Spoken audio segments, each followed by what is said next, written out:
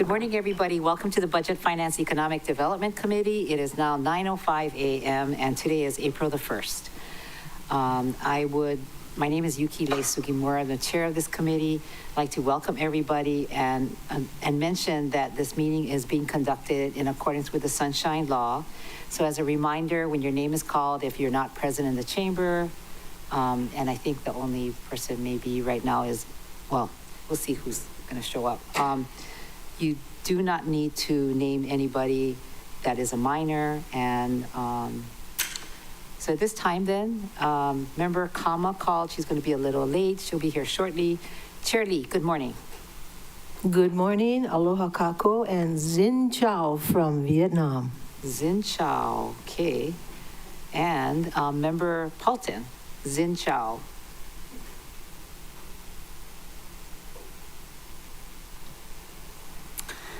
Xin Chao and aloha kakahiaka kako. Xin Chao to you. Member Johnson. Xin Chao, council members, committee members. There's no testifiers at the Lanai District Office, and I'm here and ready to work. Thank you. And Member Cook. Wen Chao, aloha, good morning. There's no testifiers in the Kihi office, but Jared is standing by. Okay. And Xin Chao to you, Member Sonensi. Aloha, Chair, and Jin Chao.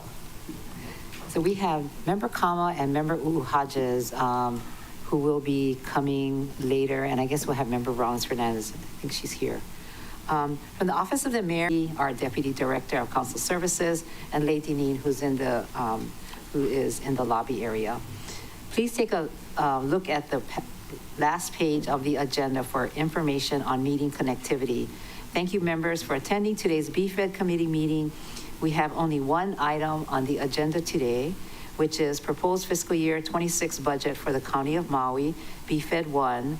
So members, I will be taking testimony after the opening comments today and after we hear from our resources.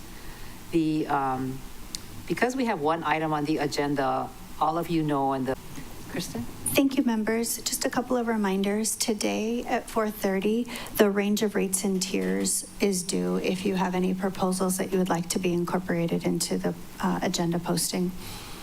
We also wanted to confirm the 5 departments that if their responses are received and there's no concerns, that will not appear in front of the council, and that will be Liquor Control, East Maui Water Authority, Office of the Auditor, Office of the Clerk, and the Prosecuting Attorney.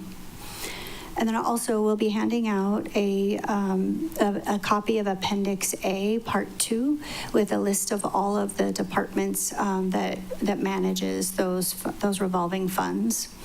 And then lastly, I guess 2 more things related to time.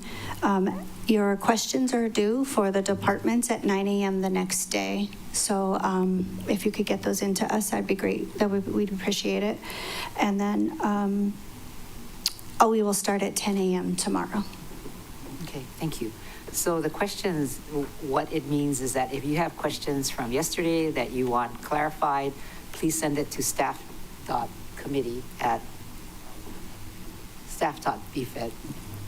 Yes, thank you. Staff.bfed.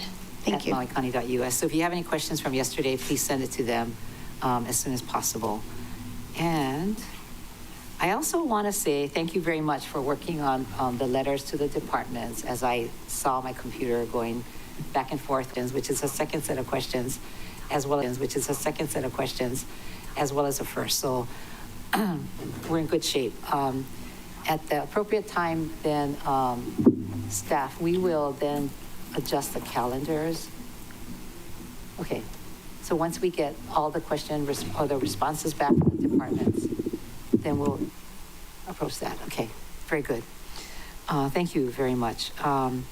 So this time I'd like to ask Ms. Lalo to provide opening remarks from the Office of the Mayor and costs and the thoughtful transfer of several grant programs to departments better positioned to manage them. These adjustments are strategic. We are streamlining operations, improving efficiency, and ensuring that programs are housed in the agencies best equipped to deliver meaningful results in both the short and the long term. The mayor's office is prioritizing economic investment in wide-reaching, long-term strategies that build resilience and deliver lasting impact for Maui County. Central to this approach is the enhancement of alignment, coordination, and collaboration across county departments. To support this, the mayor's office is designating dedicated team members serving as liaisons to facilitate cross-departmental efforts. This added bandwidth and flexibility enables the county to respond more effectively. Intentional shift toward stronger collaboration. The mayor's office, with the establishment of the Department of Oiwi Resources and East Maui Water, responsibilities once held by the Office of Innovation and Sustainability are now housed in departments specifically designed to advance cultural stewardship and natural resource management. In addition, we are deepening our alignment with the Department of Agriculture and the Department of Environmental Management's Environmental Protection and Sustainability Division to integrate sustainability, resilience, and environmental innovation into the county's core operations. This budget reflects a county government that is positioned to be more focused, coordinated, and responsive to the needs of our residents. We are committed to building effective and efficient systems that not only serve the present, but also position us for a resilient and prosperous future. We're looking forward with the council in partnership to bring this vision to life. I want to add that we have several resources online, and Ms. Priya Landgraft is here and will be joining us up here as a resource whenever you're ready, Priya. Thank you. Thank you very much. Did you want Priya to come and sit next to you? Please join us. Next, does the budget director have anything to add from the mayor's office? Thank you, Chair. The budget office doesn't have any significant changes to our budget. So if I may, I'd just like to take this opportunity to thank my team for all their hard work. You'll see there's some position changes to reflect the growing responsibility. And I just, you wouldn't have these budget binders without them. So thank you, Chair. We know how that is. All right. So next we have the, I'd like to invite personnel services. If you would like to just come here and join us, and then you can do your opening responses, if you don't mind. So at this, while she's coming down to join us, please do. Their initial letter and response is number 25 in Granicus, PS1, and then follow-up letter on number 36 in Granicus, labeled PS2. Department questions letter is number 62 in Granicus, labeled PS3. So, Director, would you like to say a few words and introduce your staff who are with you? Is it on? Good morning. Good morning, Chair. Good morning, committee members. I'm Cynthia Razo Porter. Next to me is Kainea Iwohi Alo. She is the Deputy Director of Personnel Services. I just have a few written comments that I'll share. So the Department of Personnel Services is the central personnel agency for the County of Maui. Our requested budget for FY 2026 represents a 12.5% increase over 2025. Although we managed a relatively flat budget in the salaries and wages, we did ask for funding for all 25 EP. We are also requesting a $300,000 increase to professional services, and this is to hire a consultant to help us review our administrative rules and regulations. The $300,000 increase, we believe, will allow the department to procure a consultant to provide a comprehensive review. And this is in compared to all the other jurisdictions, other public sector jurisdictions, of our administrative rules, policies, procedures, and if any, recommend statutory changes. We believe hiring a consultant for a comprehensive review will result in a more streamlined, effective, and legally compliant operational framework.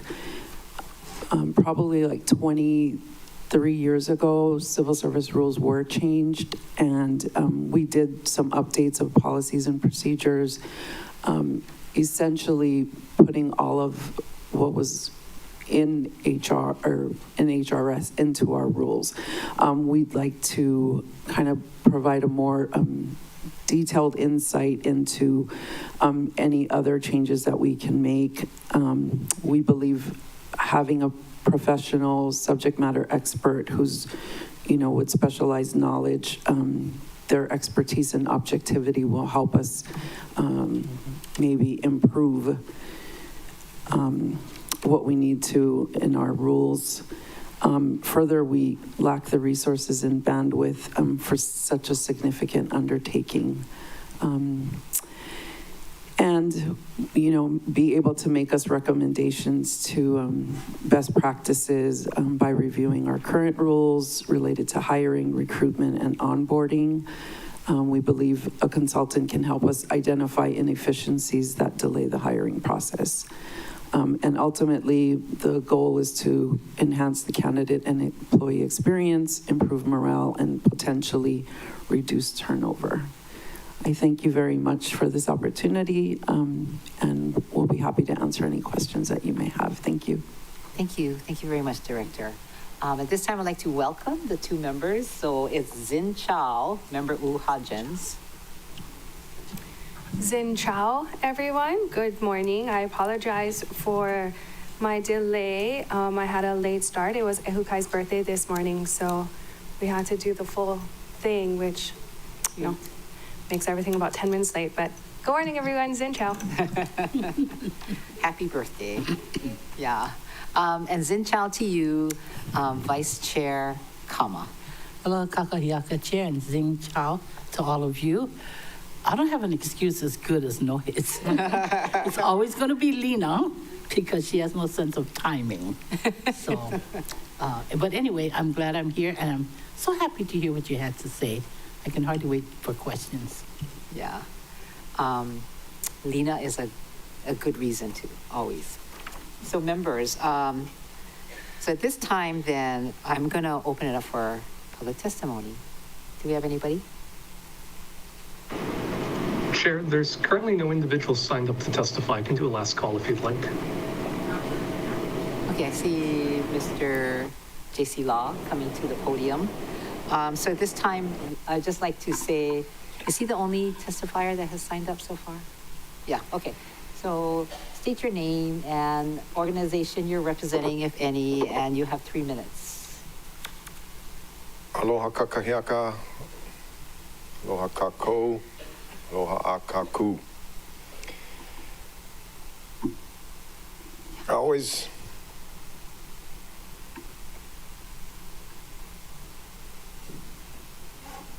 When I see the county employees, I try to talk to them. Some of them don't want to talk to me that much. I know they're busy and on the clock. And I tell them that a concept I have about the county of Maui is that a corporation of Maui, the Kalama o Maui, is you guys are, everybody working together, we're all together as a corporation against the rest of the world, all the rich people trying to take over Hawaii. So thank you, everybody, for working for Maui. And the Hawaiian word of the day is one I used before, is kala, with the macron over the 2 A's. That means money. And I just wanted to, I heard that, who told me? I think Ambassador told me that this is the first time in 100 years that the budget has come out in Olelo Hawaiian. And I find that very encouraging. Thank you for your time. And I saved the rest of my time for the Hawaiians. Thank you. Anybody have questions? See none. Okay. Member Rollins Fernandez will be joining us online, and you'll let me know when you see her pop up, yeah? Okay, that's great. So members, with your permission, I'm going to close public testimony, receive written testimony for the records. No objections. Thank you. All right. So the exciting thing today is that I heard some question, or some of the members were saying, oh, maybe we can finish early like we did yesterday. And I will tell you that we are scheduled to go till 4 o'clock today, but if we can, when you receive the responses from the departments, and if you feel like we do not have to ask the same questions over, then we'll save time, but you're in control of time. So at this time, I'm going to ask for a 3-minute round. Oh, personnel, you can be excused, I'm sorry. And then we'll call you after, well, when we done with the mayor, yeah. Thank you very much. So this time we'll take questions regarding the mayor's budget. And let's go backwards. Member Sinensi, would you like to go first? 3 minutes. Thank you, Chair. And mahalo, Chief of Staff. I know we had a previous discussion and concerning the homeless, and Ms. Naomi has been doing a great job out there with her outreach into the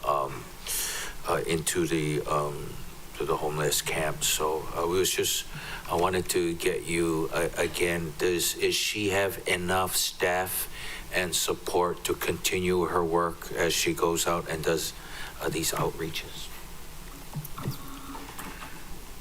Thank you so much for the question.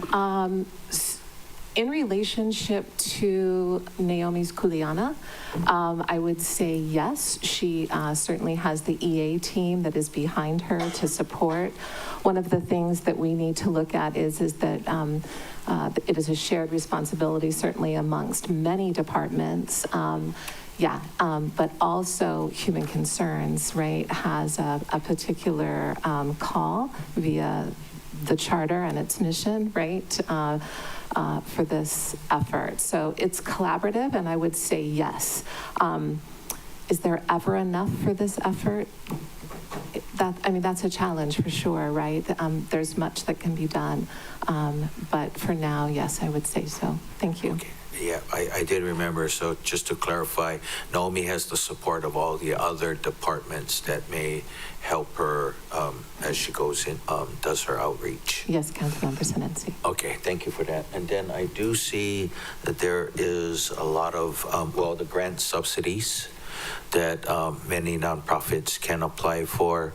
Can you remind me what the date is? It'll be probably in the fall that agencies can apply for some of these grants through the mayor's office. Yes, thank you for the question. So right now the workshops are going and they have been completed. We will have another opportunity to talk about mission and purpose of OED with potential grantees coming up. And you're right, that deadline is in the fall, and I'm not sure exactly what it is, but I can get that for you. Thank you. That's all I have for now, Chair. Thank you. Okay, thank you. So we'll add that to the list of questions about the workshop and deadline and where details. Thank you. Okay, Member Hodgins. Thank you. I'm going to follow up on Member Sinensi's first question regarding Naomi. She does a lot of important work, and I know that she has the departments behind her if necessary, but she goes out alone pretty much. What kind of financial help does she have? Last year, I specifically put in some money for her. I think it was about $200,000 because I think she was nearly operating alone. But does she have any financing in this budget for all the work she does? Thank you for your question. And I would reflect back her effort is significant. Yeah. And appreciated. There is $300,000 in the budget for Naomi's work. Okay, good, cool. Thank you. And then my next question is, what's the future of OED looking like these days?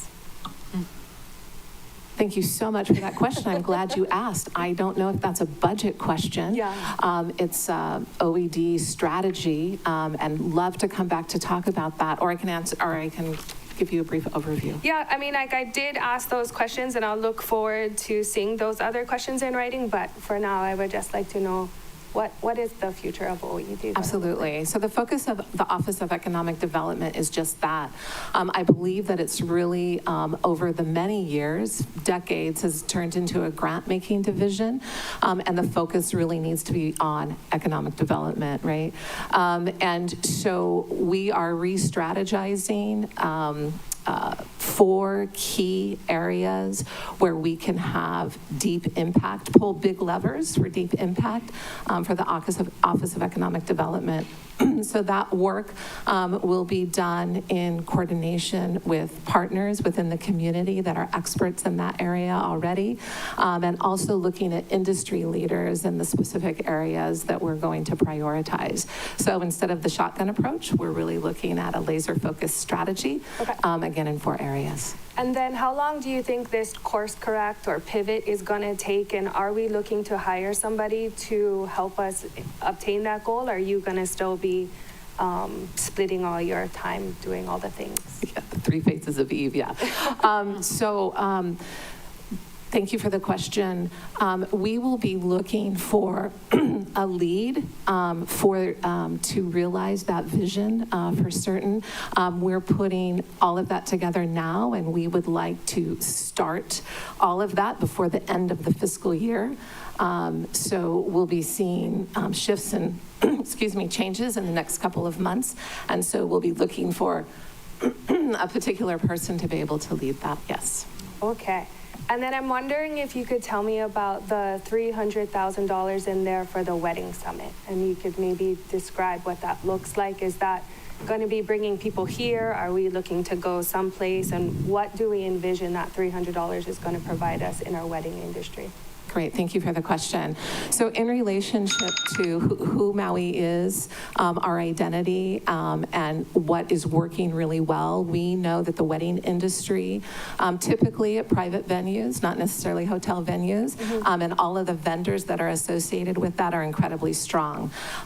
Folks come in and visit, right, and have their celebrations, and then they leave. So the $300,000 is really a vendor summit.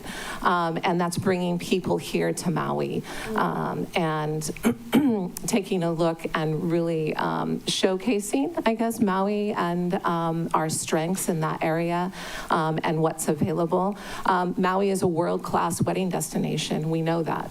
And so it's just amplifying that effort. So again, that summit, vendors in, summit, and leave. Okay. When you guys get your new person for economic development, I would love to see like a taste of Upcountry, like how we have the Kapalua Food and Wine Festival, because Upcountry has some really great products that I think need to be showcased better and more and often. And I would love to see that come to fruition. But thank you so much. Thank you. Okay, very good. Next, we have Member Cook. Thank you, Chair. Well, you answered my first question when you answered Nohe's about the $300,000 grant for Office of the Homeless. So my question is the $200,000 appropriation for the implementation of a land management plan. My question is, what is the objective of the plan? And should this be under the Department of Finance, Land Management Division? Thank you for your question, and it's a good one. So a lot of times we start things off in the mayor's office because we're crazy enough to take it on and say, hey, Josiah, this probably belongs in a department for longevity, right, and consistency. So land management, as we were talking about encampments earlier, we have a huge opportunity with land management in relationship to hazard mitigation, encampments, safety, liability, all of those things. And so that shift towards a land management focus will pull all of those things under the umbrella. And my next question was the film office under MEDB is requesting an appropriation of $345,000 in FY 2025. $200,000 was appropriated for a strategic plan for the film and video industry. So my question, has a strategic plan been developed? If yes, will the film office be implementing the recommendations? And if no, why was it not? I'm just curious about the breakdown of the funding for that, the $200,000 that was appropriated previously. Sure, yeah, thank you for the question. Another good one. So in relationship to what the vision was for the film office under the previous director, I cannot speak to. So it's kind of like, okay, these are the pieces of the puzzle that we have. What do we do with them, right? The film office has taken a significant shift based on the leadership and the focus of that leadership. We have Brian Cohn and Kathleen Collins. And the strategic plan was not done in a comprehensive way. The film office was a county employee, a county program, and now we're funding it through a grant, right? So we've kind of released that and all of those pieces. So is there a plan? Yes, there's a plan. It is not reflective necessarily of a $200,000 strategic plan like you might think. Thanks. I think that, yeah, it'd be great to have the film industry take roots, and it's been challenging, but it's a worthwhile challenge. So thank you. That's my questions for now, Chair. Thank you very much. And we have Member Rollins Fernandez who has joined us online. I don't see her, but, oh, there you are. Oh, cool. You're at the Capitol. Aloha kakahiaka kako, Zing Chao. I am at the Capitol on Oahu at the moment, and it's a public space, so I don't have to name all the people around here. And I'll be ready in a little bit with questions. I've been monitoring from this morning. I just been in transit, so I kept my video on. Mahalo, Chair. Very good. Oh, cool picture, your background. So next we have Member Johnson, followed by Member Fulton. Thank you, Chair. Ms. Lalo, I have a lot of questions for your department, but some of them we've already dabbled on. So if I get the answer, I'm just going to move on. I hope you don't mind me interrupting. The $300,000 for the houseless solutions, what is that going to be used for? I know some of the members mentioned it, but what is it being used for? Great, thank you for the question. The $300,000 will be used for storage and efforts in cleanup, as well as bus passes and cell phones and things like that. All right, thank you. I'm going to pivot again. When did we stop paying the OED director? January 31st. Okay, thank you. I'm moving on. Because you already answered this, she'll be that person will be hired within this fiscal year. Who is Kemper Sports Marketing, and what services do they provide? What was the attendance of the 2024 Maui Invitational, and was it sold out? Great, thank you for the question. So it was sold out, and Kemper Sports, of course, is the folks who coordinate the logistics and host the Maui Invitational. Okay, the purse is a $20 million purse for the PGA for the Century Tournament. And why are we supporting them with a $100,000 grant when the purse is a $20 million purse for winning? Right. So this was explained to me. A good question. I had the same one. The winnings and all of those things sit over here in this pot, and then PGA has the logistics. And so PGA actually secured the Century Tournament for the next, I want to say into 30-something. I have the details of this in our responses to the questions that you sent. And I can tell you that the Century Tournament has, just in their philanthropic endeavors, not including the economic driver that it is, has donated over more than $7.5 million to our community. So the bang is worth the buck. Yeah, I got you. The juice is worth the squeeze, right? Yes. You answered about the wedding industry. Thank you for that. This one's really important to me. Is there a reason for feral animal control grants staying in OED instead of being transferred to the Department of Ag? And I see Director, go ahead. Thank you, Chair. Thank you, Councilmember Johnson.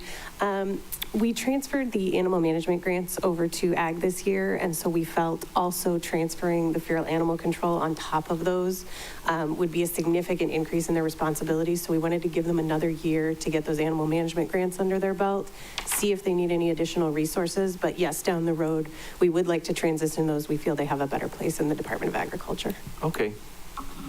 If the feral animal control grants stay within the OED, would you object to broadening the scope? That's really my second part of the question. For the feral animal control for Lanai, to include mitigation for birds and rodents. You know, the bird netting is, those birds kill our crop, you know, and we have deer fencing that's 12 feet tall, but really we need the bird netting. Can we increase the scope of that? Thank you, Chair. Thank you, Councilmember Johnson. Yeah, I think that's definitely a conversation we can have. I don't think that would be an issue. That sounds like it falls under the feral animal umbrella. You know, my time's up. I just want to thank you for the concise answers. Thank you, Chair. Thank you. Thank you very much. Next we have Member Paulton, followed by Chair Lee and Member Kama. Thank you, Chair. I think my first question is for Ms. Lalo. Who is the current Energy Commissioner?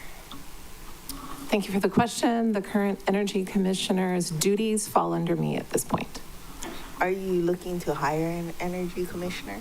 We are actually looking at hiring an energy coordinator in the Department of Management. And then, so is the Office of Economic Development position the Executive Assistant 1 position? That's a great question. I'll have to get back to you on that. Because it says there's only 3 vacancies and none of them is the OED director. So I'm not sure. It says that it was vacant as of January 2025. So I'm not sure if you're showing that the Energy Commissioner is vacant position or the OED director is a vacant position. And none of those seem to correlate with the 3 vacancies you've had. Next question for Ms. Landgraf. Are you still the owner of Premier Weddings? Microphone. Hello. I do still own that company for tax purposes, but do not operate. And you filed a financial disclosure with the Board of Ethics? My position doesn't require it, but again, I'm not operating, nor have I operated the entire time. Okay, and for Ms. Milner, why was the decision to move animal control before feral animals? To me, it seems like feral animals more aligns with agriculture than the Humane Society. So why was the decision made for that one first? Thank you, Chair. Thank you, Councilmember Paulton. We actually had started talking about this. We were looking at the animal management last year, so that was already in process. We just started talking about the feral animal control this year. So it was just a matter of the timing of the conversations, and Human Concerns had already prepped Ag to take it over, and we haven't had a chance to prep them to take over the feral animal control yet. Okay, and then the move of CDBG to housing, historically, we've funded not just housing. It was since after the fire. So does this mean that CDBG going forward will only be for housing? I think had tanker for Lanai and other things. Thank you, Chair. Thank you, Councilmember Paulton. No, it doesn't indicate it will solely be for housing, but because the CDBG funds are intended to serve our low to median income population, and a lot of it does affect housing, we felt it was more appropriate that it lived there. And then for the economic development, oh, never mind. Thank you. Thank you for the concise answers. Okay. So you may have round 2 questions. Chair Lee and then Vice Chair Kama. Thank you. Morning, ladies. Several of my questions have already been answered, but you mentioned at the beginning, I believe, that the mayor's budget is 13% less than last year. Okay. However, you transferred a bunch of programs out. So what would be the total dollar amount of these programs so we know, exactly what the net is, the true net? Okay, do you have that? Okay,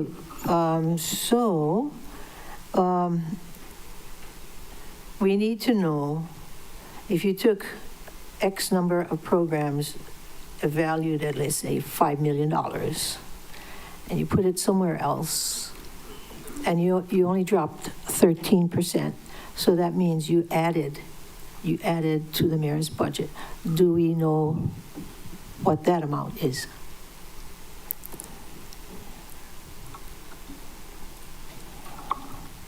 Thank you, Chair. Thank you, Chair Lee. I would say probably one of our largest increases was the $68,000 expansion in professional services under the mayor's admin program. We combined that with the professional services line item from the OIS program for items such as resilience hubs, the OATI contract, and other items like that. Okay, maybe when you have a chance, you could jot that down, or, list what was transferred out and the amounts, and what was actually added this year and the amounts. And how many EPs have changed. Sounds like you're doing more contract work. So where are the bodies going? Where did you leave the bodies? Do you want it? Okay, and then so... That in writing?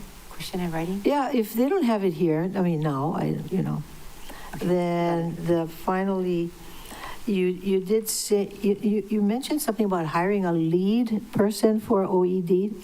Did I hear correctly? Yes, you did. Okay, so that administrator would essentially take over what you're doing.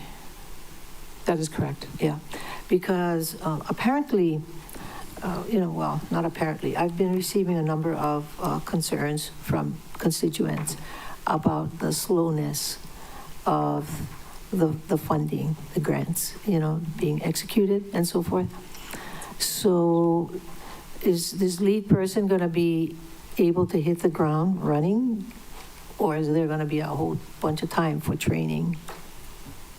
I would hope that they would be hitting the ground running. The selection would indicate that, but remembering that there's grant making and there's also economic development. There's what did you say? Grant making, grant giving. Okay. So, we have so many grants all over the place. I think that I've been concerned about that we need a gigantic grants management machine to keep track of grants going out, grants coming in. And my concern about that is the competition for time and resources. Comment? Thank you, Chair. Thank you, Chair Lee. The Chief of Staff has reached out to all of the departments that currently award grants. We are putting together a working group so that we can get everyone in the same room. We want to ensure that we're not duplicating our efforts. We want to make sure that grantees aren't getting pots of money for the same work, things like that. We also want to get everyone on one grant management software. We want to streamline our application process. We want to streamline our grant awards so that they're the same, which will make Corporation Counsel's life a lot easier. And we want to make sure we're checking all the boxes that finance needs checked so that we can get rid of some of these delays. That sounds great. Thank you, Chair. Yes. But one last thought, maybe you want to comment later, is somebody has to be in charge. Okay. Too many people in the kitchen now. Okay, thank you. Thank you. Chair Lee will send a question to the department. Next, we have Vice Chair Kama. Thank you, Chair. Thank you, directors, for being here. I so do appreciate you folks. And we don't have a whole lot of time, so I'm going to be real quick. So I want to ask about your electric charging stations at the county facilities. They are Evolution System chargers, and they're currently not required for people to pay to use them. Is the mayor's office going to, at some point in time, because we're subsidizing those charges, are we at some point in time going to charge the users for using those things? Great, thank you for the question. Yes, the answer is yes. Okay. And will those rates and changes be included in Appendix B of the budget bill? Yes. Okay, I'm looking forward to that. So, another question I have for you that is totally going back to Shane's question in the beginning, when he asked about the $300,000 for Naomi. And another question, comment was that you were going to use it for storage, for cell phones, and for so on and so forth. So, what part of that does she actually get, and how does she access those monies for other things other than what you've named? Thank you, Chair. Thank you, Councilmember Kama. Yes, I have met with Naomi a couple of times about utilizing this year's funds, so I believe the process will be similar for next year. She will RFP out for contracts when needed for some of the larger projects and go through the PO process or other purchasing requirements for the smaller items. But at her, I won't say discretion, but she will be the one leading how those funds are used, how she best feel it will serve the county, in coordination and discussion, as Chief of Staff said, with our other departments who also have that as their kuleana. Okay, so if she decides that she wants to do a parking lot, and she has some ideas about, for the, you know, we talked about that a couple of years ago, and she decides she wants to do that, is she able to put an RFP out for that particular project? Or does that still have to go through human concerns?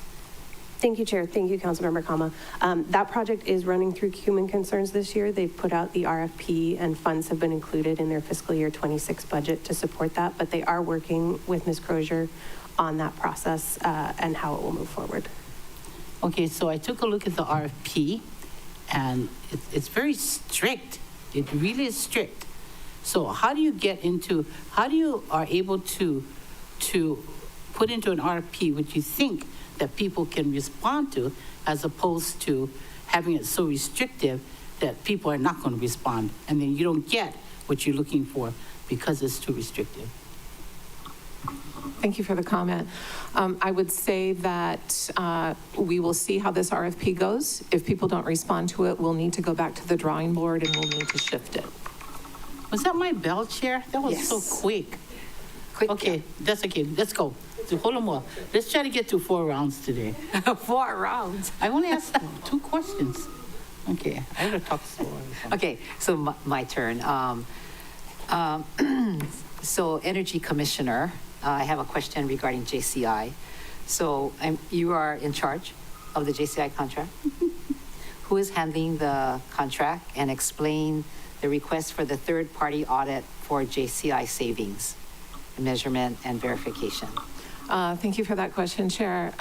In relationship to the JCI contract, so JCI's contract rate says you're going to save this much, and it's a guaranteed savings. If that guaranteed savings isn't realized, they owe us a check.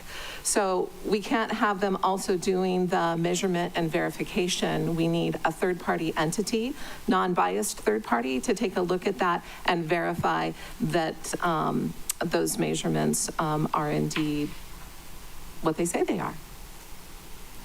Okay, and when is that going to get done? It should be already done already. Thank you, Chair. Their first report is due this coming October, so we anticipate the RFP going out July at the latest, because we can't evaluate those numbers until we get their report in October. Okay, and when can we receive, well, we're thinking we have savings, right? So the annual payment back to us from the results. Thank you, Chair. We'll only receive a payment if they don't meet their energy savings requirements. So we will have to wait until our independent audit is done. And then if the audit finds that they aren't meeting the savings they said they were supposed to, we'll need to have a discussion with JCI and request that payment and move forward from there. Are they done with all their work? I know they were phasing their work. Thank you for that. They have now moved on to photovoltaic systems, so the other work is completed. And do we owe the bank any more money? Thank you, Chair. Yes, our annual payments are continuing. They've been included in the budget under debt service. So there's somebody who's in charge and paying attention. I know that Dr. Kairos was doing a good job in behalf of the mayor's office when he was in one of your many seats. So you are watching as to what's going on. That's very good. I have, so we'll check further because that is something very important as we are probably in debt. How much are we in debt for with this JCI contract? Thank you, Chair. I don't have the full breakdown. It was approximately $20 million, I believe, but if you could send it in writing, I can get you the exact breakdown along with the annual payments. Okay, so can we send that in writing to get something? Yeah, can. Okay. Okay, good. So one of the organizations that came to see me, and I think they were going to see the mayor's office, was our neighbors across the street, Kahumanu Church. So you have them, what do you have in the budget for them? We have no specific line item in the budget. They came in last week, I believe. So the timing was challenging, but we actually have a follow-up meeting scheduled with them as well. So you don't know what they're asking for. It's all with their building, right? Correct. Their historic building. So you'll let us know? Yeah, absolutely. I want to say that the overall renovation cost, I want to say is like 2.2 million or something like that. But I will get that to you. Oh, they're asking you for 2.2 million? No, they are not asking. They're asking for support, and we brainstormed and are going to do a follow-up to see how that action went. Okay. Member Rollins Fernandez, did you want to ask questions? Is she still online?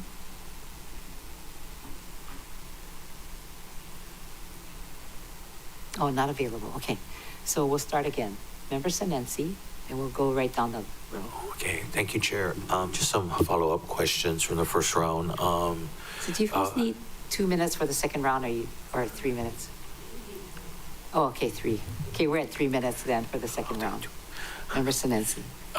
You mentioned the energy coordinator. Is that one still, you're looking for that vacancy that position is vacant? Thank you for the question. Yes, we are looking for a person with that expertise. Okay, and that also was from January 1st, or that was just the OED?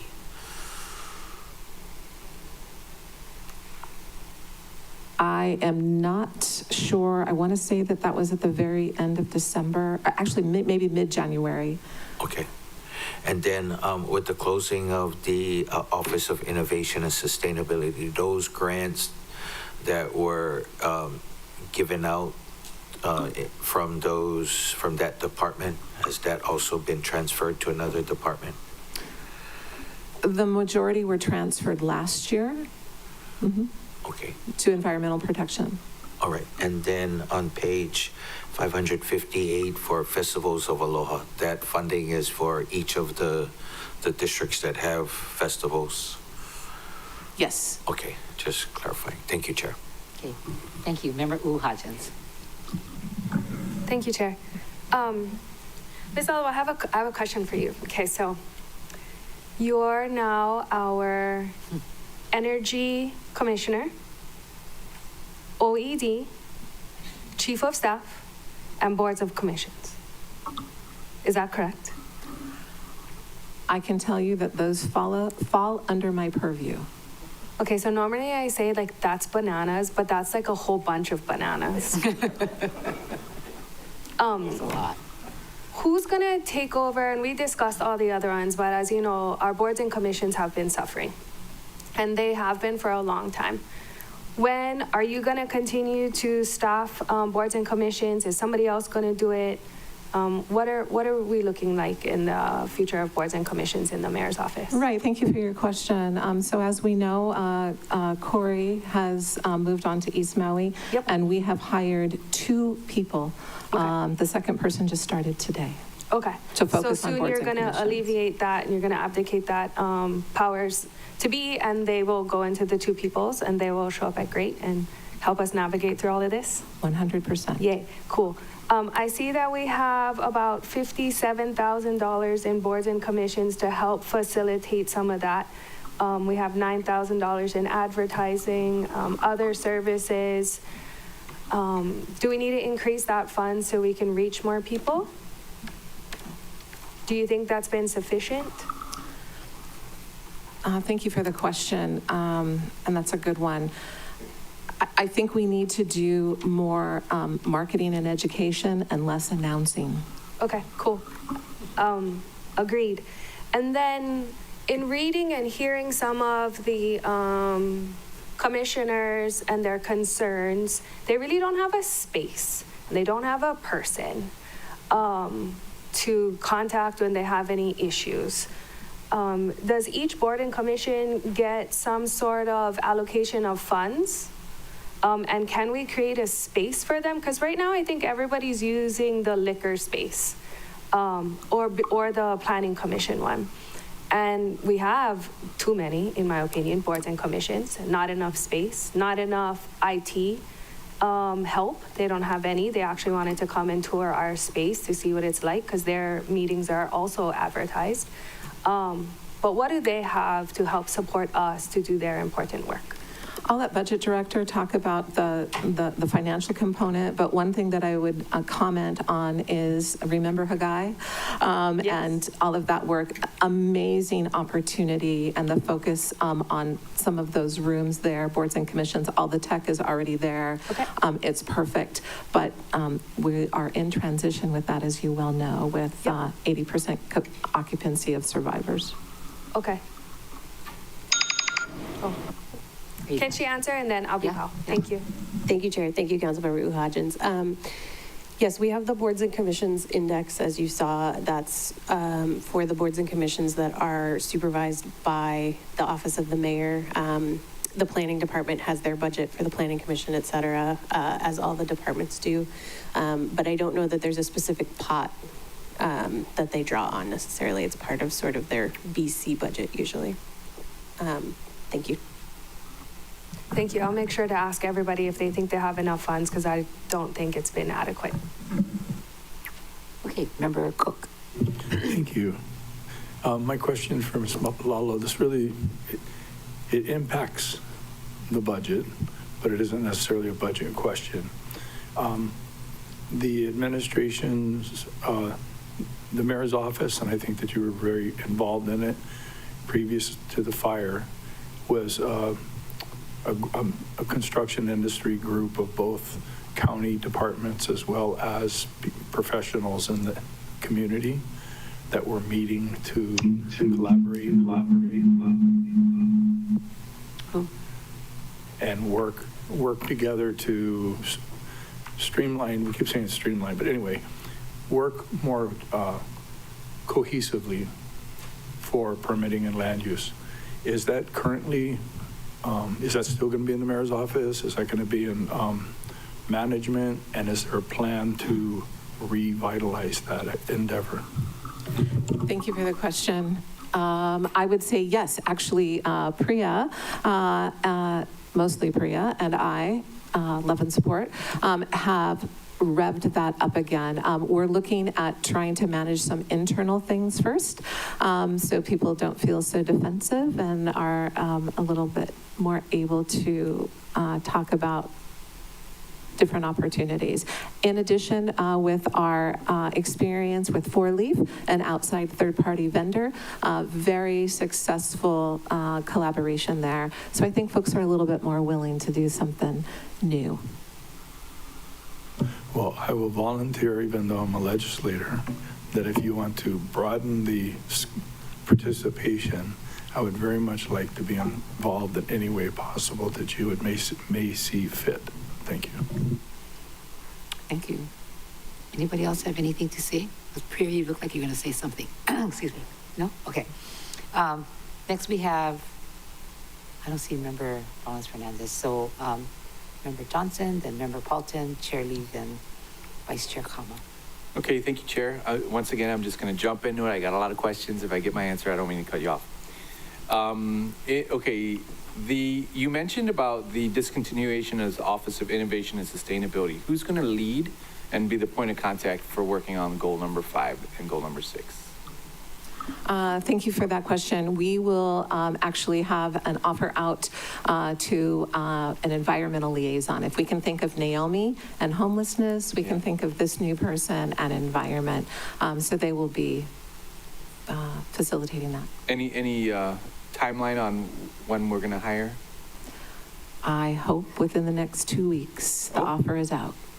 Great. Now, this goes on to kind of a carryover on this question. Identify the liaisons for the mayor's office and the keys areas each is assigned. So who's the Lanai liaison? Who's the Molokai liaison? Can you go down that list? Sure. We do not have geographic representation. It's more subject matter. Okay. And you plan to continue doing it that way? Yes. Okay. So that means I get to come talk to you guys about Lanai issues. Absolutely. Okay. Let's see. The next question is in regards to what resiliency projects were started in FY25? Last year's proposed budget set a goal to start 7.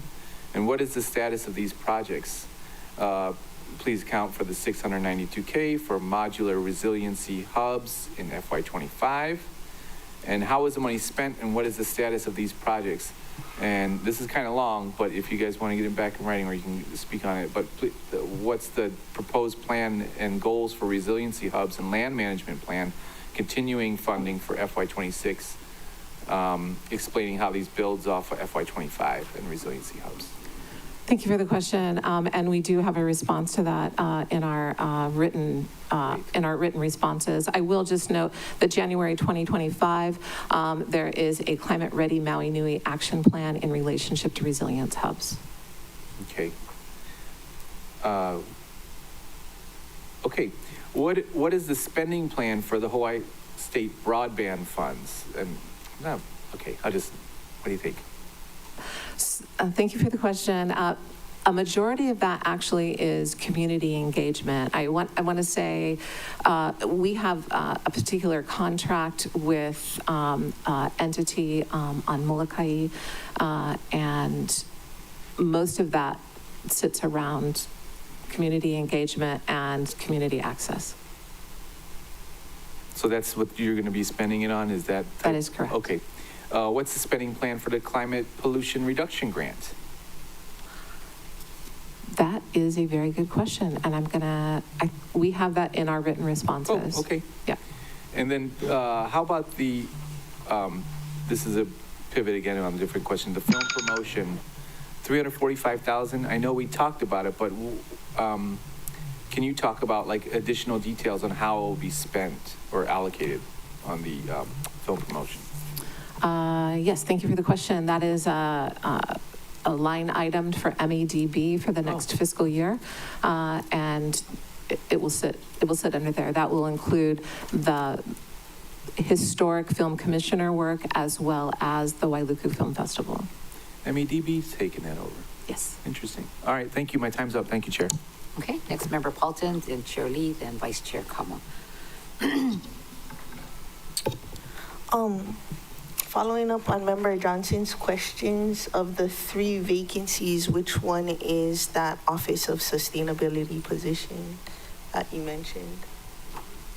It's not, I mean, there's an administrative assistant 2, an executive assistant 1, and a grants management operation assistant. So I'm not sure which is the OED director, which is the energy commissioner, which is the innovation person.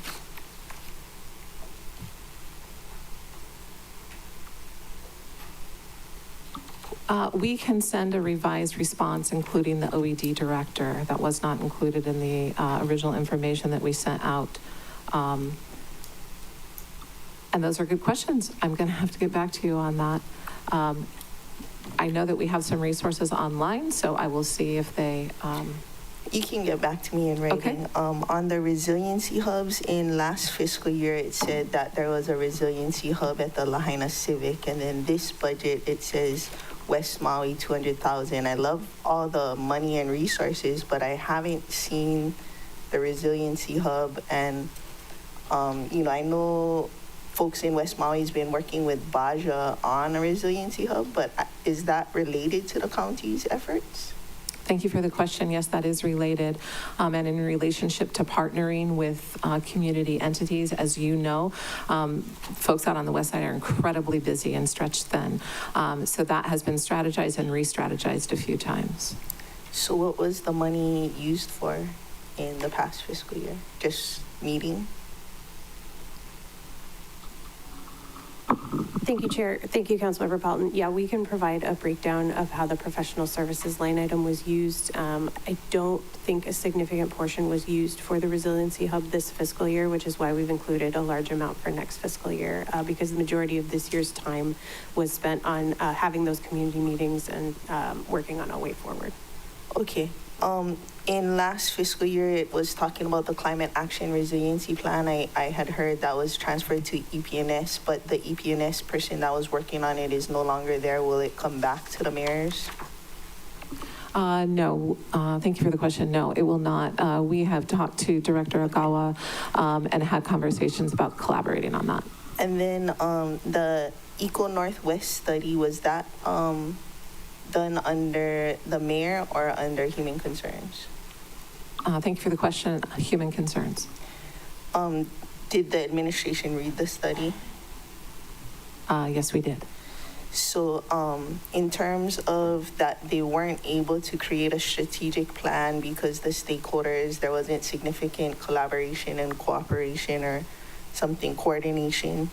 And then, with the homeless budget here and in the, what is the administration doing to address the issue that prevents consultants from creating the strategic plan? Thank you for your question. We are working collaboratively across many departments, including Human Concerns, to hui up and strategize and implement. That also includes some of our community experts, subject matter experts, as well as advocates. So all of those folks are a part of a comprehensive coordinated plan. But there's no one leader heading it up. Specifically in relationship to encampments is? No, in relationship to the report saying that, somebody needs to bring everyone together for coordination and collaboration. Sure. Like if it doesn't happen, who do we point the finger to? I'm reluctant to throw anybody under the bus here, council member, but we need to remember that Human Concerns is the lead. In the mayor's office, mayor has a liaison, and certainly significant coordination comes out of that, but Kuleana for that particular subject matter sits with Human Concerns. Thank you, I heard the bell. Okay, next Chair Lee, and followed by Vice Chair Kama. Thank you. I'll try to make mine short so I can give my extra time to this Hawaiian. Okay, so anyway, you're welcome. Anyway, there's $400,000 for the Paia Clean and Safe program, and that's, I believe, under the mayor's office. And then we have the Department of Management that has $194,000 plus for the Wailuku Clean and Safe program and the countywide public art program. Why would there be these two similar programs in different departments? Thank you, Chair. Thank you, Chair Lee. We actually spoke to the Department of Management this year about that. So Wailuku Clean and Safe, we are contracting directly with the entities to perform the work in Wailuku, whereas for Paia Clean and Safe, we are giving a grant to the community and they issue the contracts. The Department of Management doesn't really have grant capabilities right now, so they asked that Paia Clean and Safe remain under Office of the Mayor, where we have a more robust grant-making staff. You give the grant to the community? I believe it's the Paia Community Association. I see. I see. Okay. We asked this question last year, so, she has a memory. Okay. She's fond of clean and safe places. All right. So the other thing is, again, it seems, and this has been brought up several times, I guess we're all concerned about the homeless program and how it seems to be scattered. And is there a long-term plan to bring it back under one roof with one major coordinator like Naomi? Thank you for your question. Yes, certainly there needs to be one leader, right, in relationship to follow-up and accountability. And again, that major program sits under human concerns. Naomi is incredible. She's boots on the ground, all of those things, absolutely agree. In relationship to strategizing that right now, that sits with human concerns. We're obviously going to need to have continued conversations. Encampments and the management of encampments will fall really under a land management plan. And the houseless services and things like that will continue with human concerns. It's great to be under human concerns, but the problem traverses a number of departments. Yeah, and so that's the reason why you have police, you have public works, you have all the different organizations, departments. So that's the concern. Yeah. Thank you. I ran out of time. I used your time. Sorry. All right. Vice Chair Kama. Okay, so I just want to go back to clarify your response regarding the evolution charges and when those charges are going to occur, and if they were going to be in the Appendix B. Would it be in Appendix B of this budget year? Thank you, Chair. Thank you, Councilmember Kama. It is not included in the FY26 budget. We are working with the departments and the Department of Finance to figure out the appropriate costs. I foresee that will probably be a budget amendment during this fiscal year, or it will be incorporated into the FY27 budget. Are we able to see what those rates might look like before? Thank you, Chair. Thank you, Councilmember Kama. Yes, we'd be happy to do a presentation prior to submission of the amendment or the fiscal year budget. Okay, so then my next question is, so when you have the Department of Human Services, who are technically, they are the entity, they're the agency, and you have an EA that works under the mayor that's doing what I perceive as, what the department does is they coordinate, but they're not out there boots on the ground, right? So when there's a homeless guy on the side of the road, you call your service providers, tell them, can you go out there? If the service provider is available. But when somebody calls and says, there's a homeless guy on the ground over there, the mayor calls Naomi and says, can you go out there and go check, right? That's fast because you don't know what's going on the other side.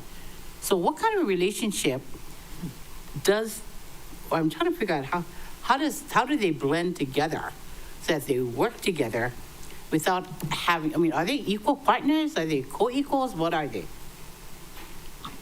That is a great question, and I would love Director Suhako's manao on this. In relationship to Naomi, she goes, right, and she just handles it. But Naomi is going to work in a coordinated fashion with the service providers that the Department of Human Concerns is both funding and facilitating. So I would say that it is a collaborative. I don't know about the hierarchy? The hierarchy piece, yes. And I think maybe that's what troubles me, because I'm not sure how this game's being played, and I don't know what the rules are. But I just know that there's a body out there that does a whole bunch of stuff that gets some support, but always has to go to another body. I mean, the $300,000 looking out over here, I don't know if that's what Naomi was looking at in terms of to pay for storage here, but I don't know. I probably have a discussion with her regarding that. but I wanted to talk about, over here it says, oh boy, I missed the page, I think. There was money for county events. I forgot what page that's on. Oh, 552. So there is, here it is, Maui County events, 250,000. What is that for? Thank you, Chair. Thank you, Councilmember Kama. That was a condition that was added, I believe, 2 fiscal years ago by Councilmember Paulton under the sports and events line item. It's $250,000 specifically for Maui County residents to participate in or host events in Maui County. Wow.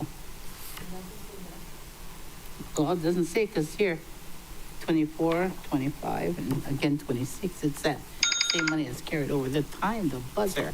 Who's timing now? Round 3. No. Wait for round 3 because I know they got sick. Okay, speaking of events, so how is the Maui Fair coming along? I haven't heard anything. So I was going for it. Thank you, Chair. Yes, I believe the work is continuing apace on the Maui County Fair. I think Josiah has the latest information on that, but I know they're working really closely with the consultant and getting things ready to go. Oh, so it's not under the mayor's office? Thank you, Chair. The contract is under the mayor's office, the grant, but he's working with mayor's office, management, parks, kind of all over, as well as non-government entities. Okay. I also noticed that in the mayor's budget, you have Maui Community Theater, which is EL Theater, I believe for $55,000. I think they've been getting that for years, which is for maintenance and restoration of the building. And myself and Shirley were invited to a board meeting for the Maui On Stage directors, and they're very concerned that they're like the wrong people to take care of that building. So just for your information, I'll be submitting something because I'm concerned that it's our building, so it's a CIP, and we'll see what it ends up to be. We're working with management and Mr. Shupak, I guess, right, for the CIP. But the reason why I'm telling you this long story is that in your budget for mayor, there's $55,000 for Maui Community Theater, and I think we'll take that out because it's for the building, but it is going to be encompassed through this other big CIP, which needs to happen. I think it was a big ask for us to think that they could take care of this historic building. And just for your information, it's going to be 100 years old in 2 years, so it's not 88 years old or whatever it says in the write-up. I think we just cut and paste for all these years. So, but it's a concern that it's our building. We need to celebrate it for 100 years. And so I'm going to be, well, you can tell me if we shouldn't remove that, but I think it's a duplication, once that happens. Could you please check with management, CIP, for that? We can send that to them in writing. Yeah, okay.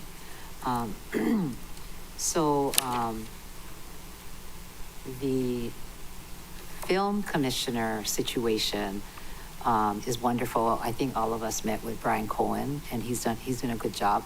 And there's like a disconnect. He doesn't work for the county, but he's our film commissioner. I always think that's really odd, because when I worked in OED, the film commissioner was Amy Castens, and she was running around that office in OED, and she was the film commissioner. No doubt in my mind.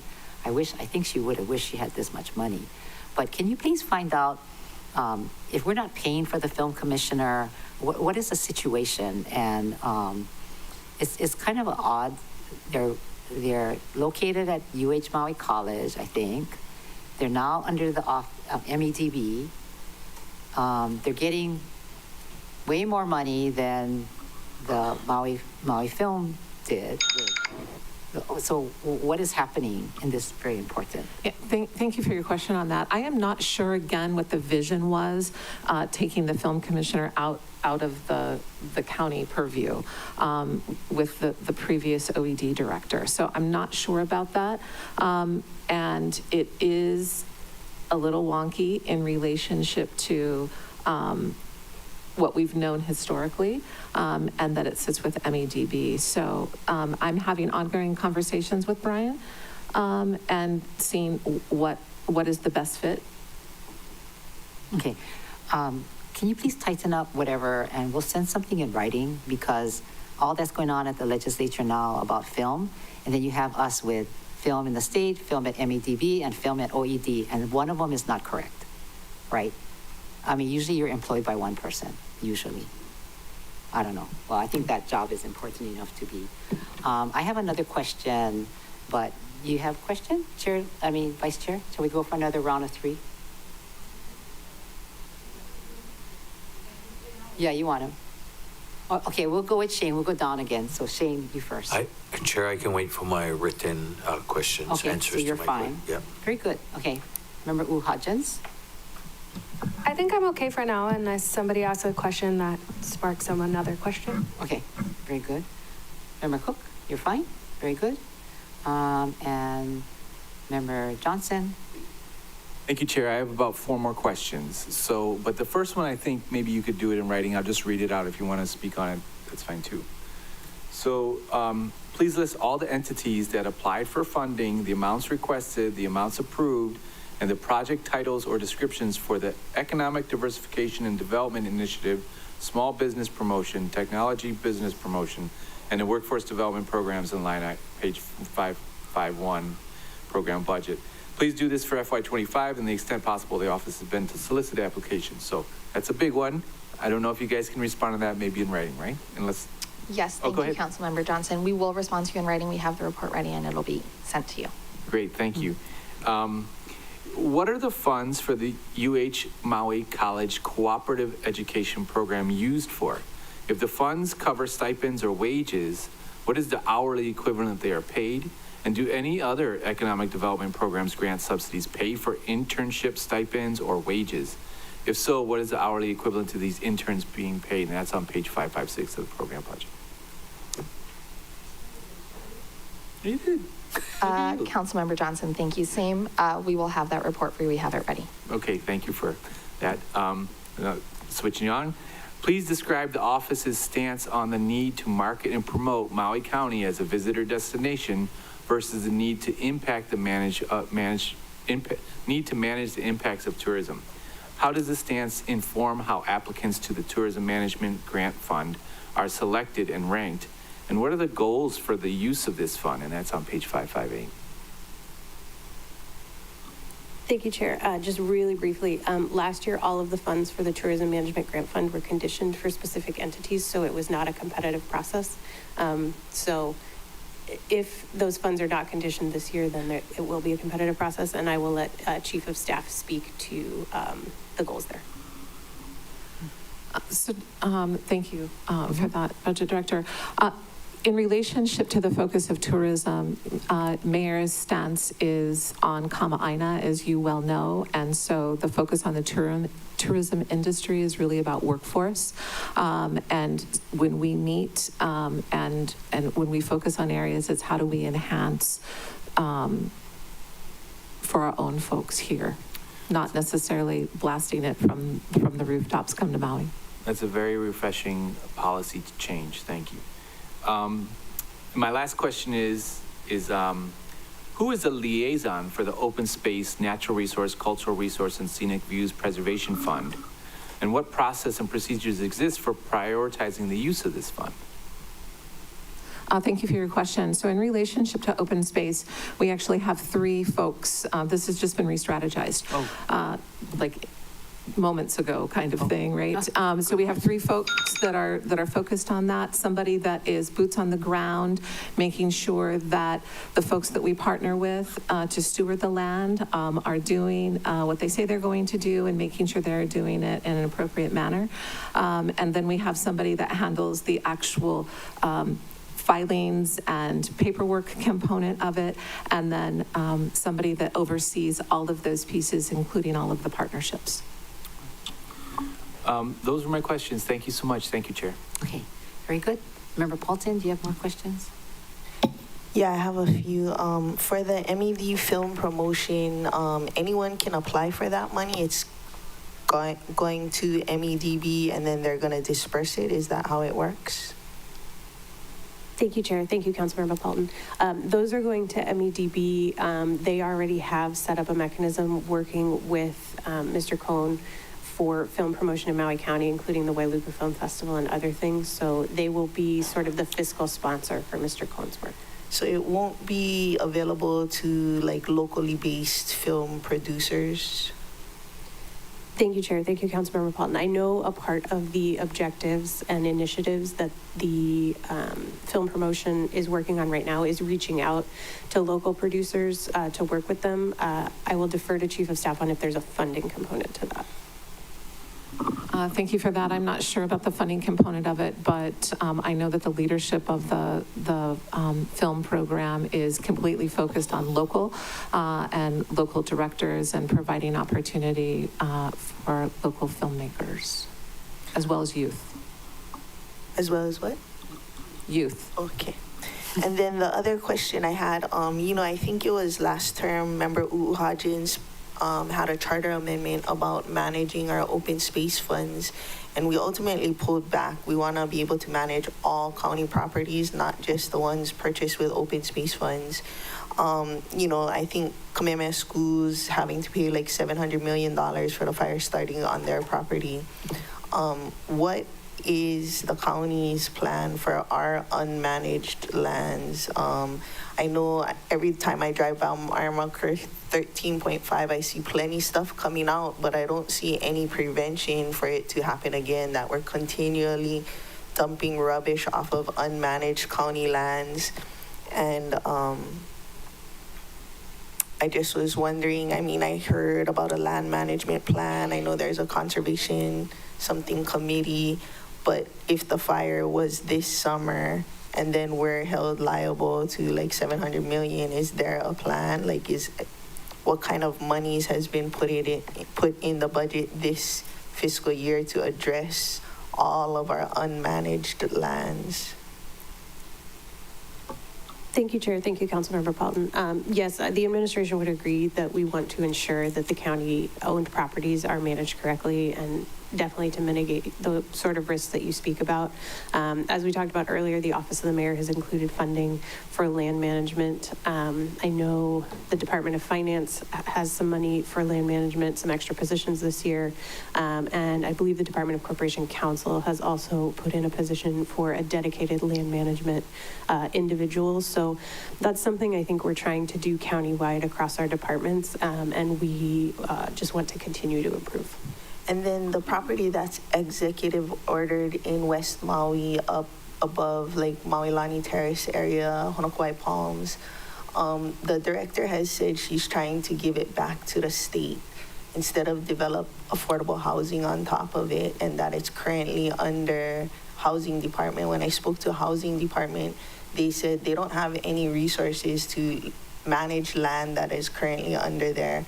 I also heard that it's not legal to be using it for other purposes, and yet a private condominium complex is using it for their own personal parking with their own personal chain that nobody in the county knows about.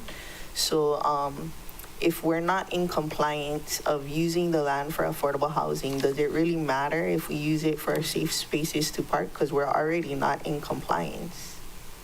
And has any communication been done with the state about EOing it for a safe parking space? Because it's already a parking lot, and people are parking there. But, it's like private citizens are getting a benefit that it's not the purpose that it was executive ordered for. And I know there was a study done under the Tavares administration. A lot has changed since then. Maybe is it time to include it into the parcel studies again for affordable housing, given the situation, or safe parking? The other thing I just wanted to mention, on March 17th, in Member Senensi's meeting, when Director Tsuhako was asked the question, who's leading, she pointed to the Office of the Mayor and the Management Department. So that's why we're trying to find out who the leader is, because everybody says it's somebody else. You want us to send that in writing? No need. Okay. Do you have the TMK for that parcel, or more description? I think I sent it in writing to the housing department, the TMK info. Yeah, could, okay, so, fine, we'll do that. Sorry. If it isn't in the housing department questions, feel free to contact me and I'll look up the TMK info. Okay, get more clarity. And then we'll have Chair Lee, Member Kama, and then we're going to take a recess. No la preguntas? No more questions. All right, Vice Chair Kama. Okay, so I'm on page 551, Kohala Coast Urgent Care. It's zeroed out. What did we do for Kohala Coast Urgent Care? Thank you, Chair. Thank you, Councilmember Kama. Yes, several of the grants under OED, as Chief of Staff said earlier, we sort of looked at where they more appropriately belong. So Kohala Coast Urgent Care is under the Department of Human Concerns this year. Oh, okay, so if I went to their budget page, I'd be able to see them. Okay. DHC, okay. And then the other question was on page 556, Cultural and Arts Program. What is that for? What can we do with that money? Thank you, Chair. Thank you, Councilmember Kama. That is a competitive grant pot that the community is welcome to apply for. In response to Councilmember Johnson's question, you'll see a full list of the grantees for fiscal year 25 to date, but it's ranged from smaller arts organizations to cultural organizations. I think we may have had some halal funding, but I don't want to misspeak. But we'll be providing that full report with the Office of the Mayor letter that's forthcoming. Okay. And I would add to that those competitive grants are open now, and the first round is due at the end of the month. That's the deadline. Okay. So then I have another question. So I attended the grant writing workshop last week, Friday, and it seems like the dates are so close that it's like, so the people go to the workshop last week, Friday, they have 30 days to do all of what's required, right? Their compliance, their DCCA, get all their stuff together, their physical sponsor, and it seemed like that the amount of time was not enough for people to get all that stuff together and still write their grant and submit it. So is somebody going to take a look at that to see that how can we make it easier for our people to apply and not make it so burdensome that, you know who applies every year? The same old guys. And all the new guys that are coming up, they come to us and they tell us what they're doing, the great work they're doing, but those are some of the barriers that they can't get over because they're so busy doing boots on the ground work that, you know, for them to figure out to attend a workshop or do all of their paperwork or bylaws and stuff like that, it's difficult. So how do we make it easier for our people who are doing the work in the communities so that they can at least start getting some money for the work that they're doing? Thank you for that comment. We would be happy to take a look at the deadline and extend it as long as we're not bound by code or something, but we'll take a look at it. Okay, Thank you. Thank you.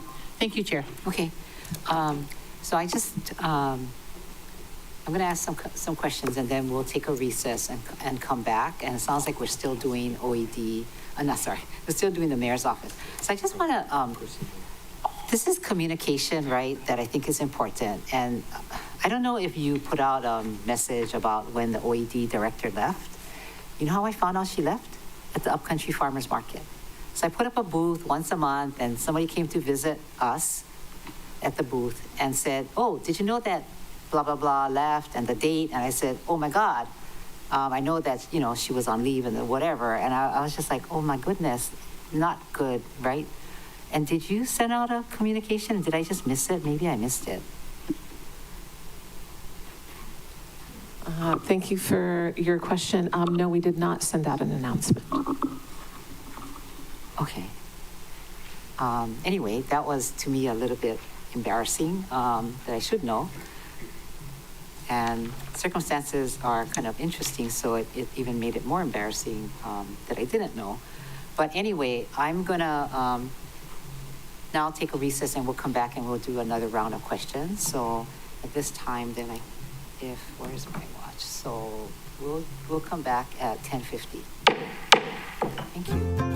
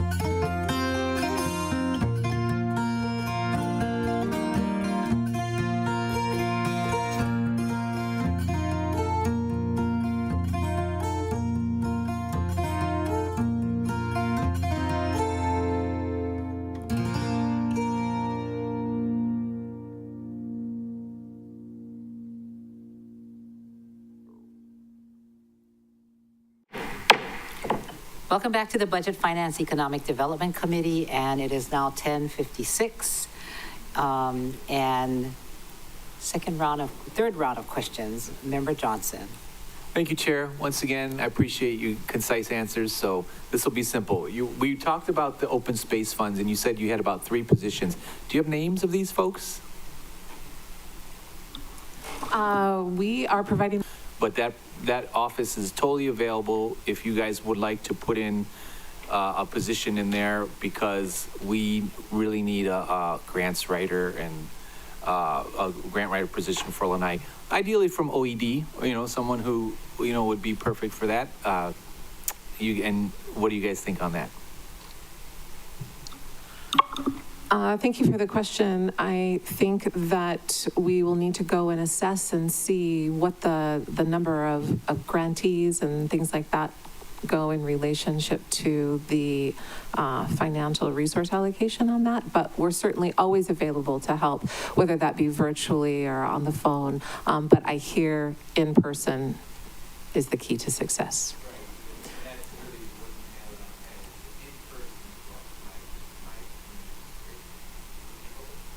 Sorry about that. In person is what my community is craving. I hear it left, right, and center. We're always left out in the cold. We have to go to Maui, buy boat, buy plane, all that stuff. So if we can have services on Lanai is really what I'm pushing for. So thank you.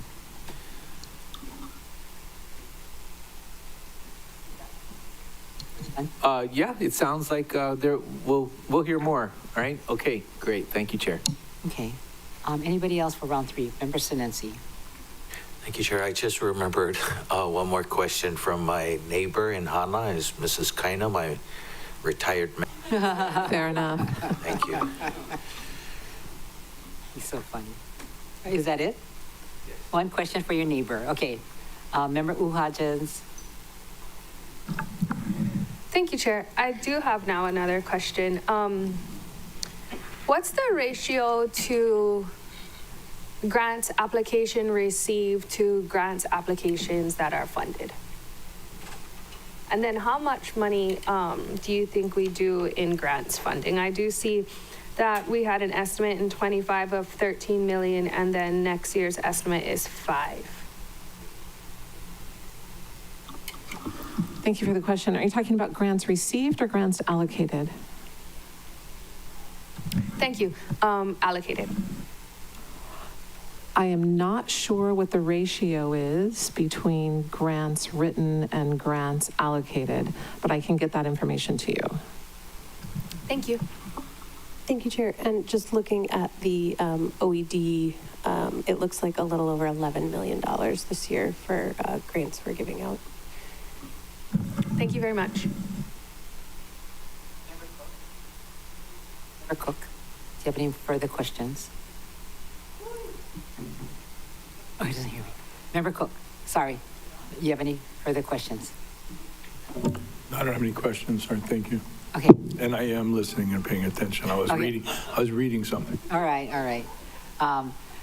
Member Johnson, you had your turn, yeah? So Member Paulton. Thank you, Chair. My next question is kind of following up on your line of questioning.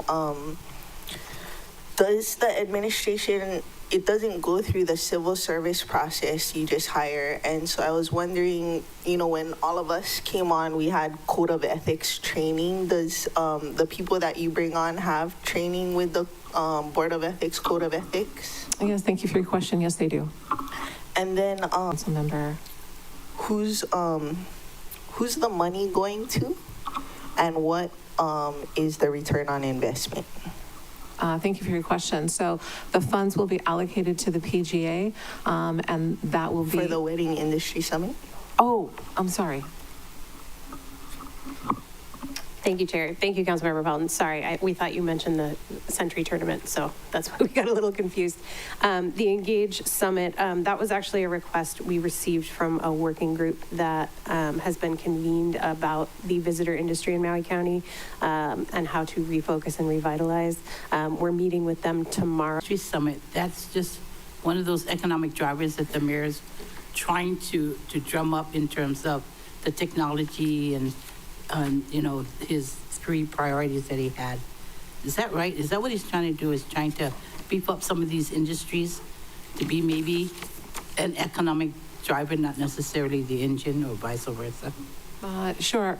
Thank you for your question. I would say that the wedding industry, why not a primary economic driver, like big lever driver, I would say that it would be a secondary. And we are looking at what is successful already and trying to leverage the synergy and momentum about what's already successful. So in this, shoot, I lost my train of thought now. But here, let me ask you another question. So there is a person out there who doing the OED snafu never got payment for the films that he did. And he's been talking to the mayor's office about that. Have you folks resolved that? Thank you for your question. We have resolved several of the outlying issues.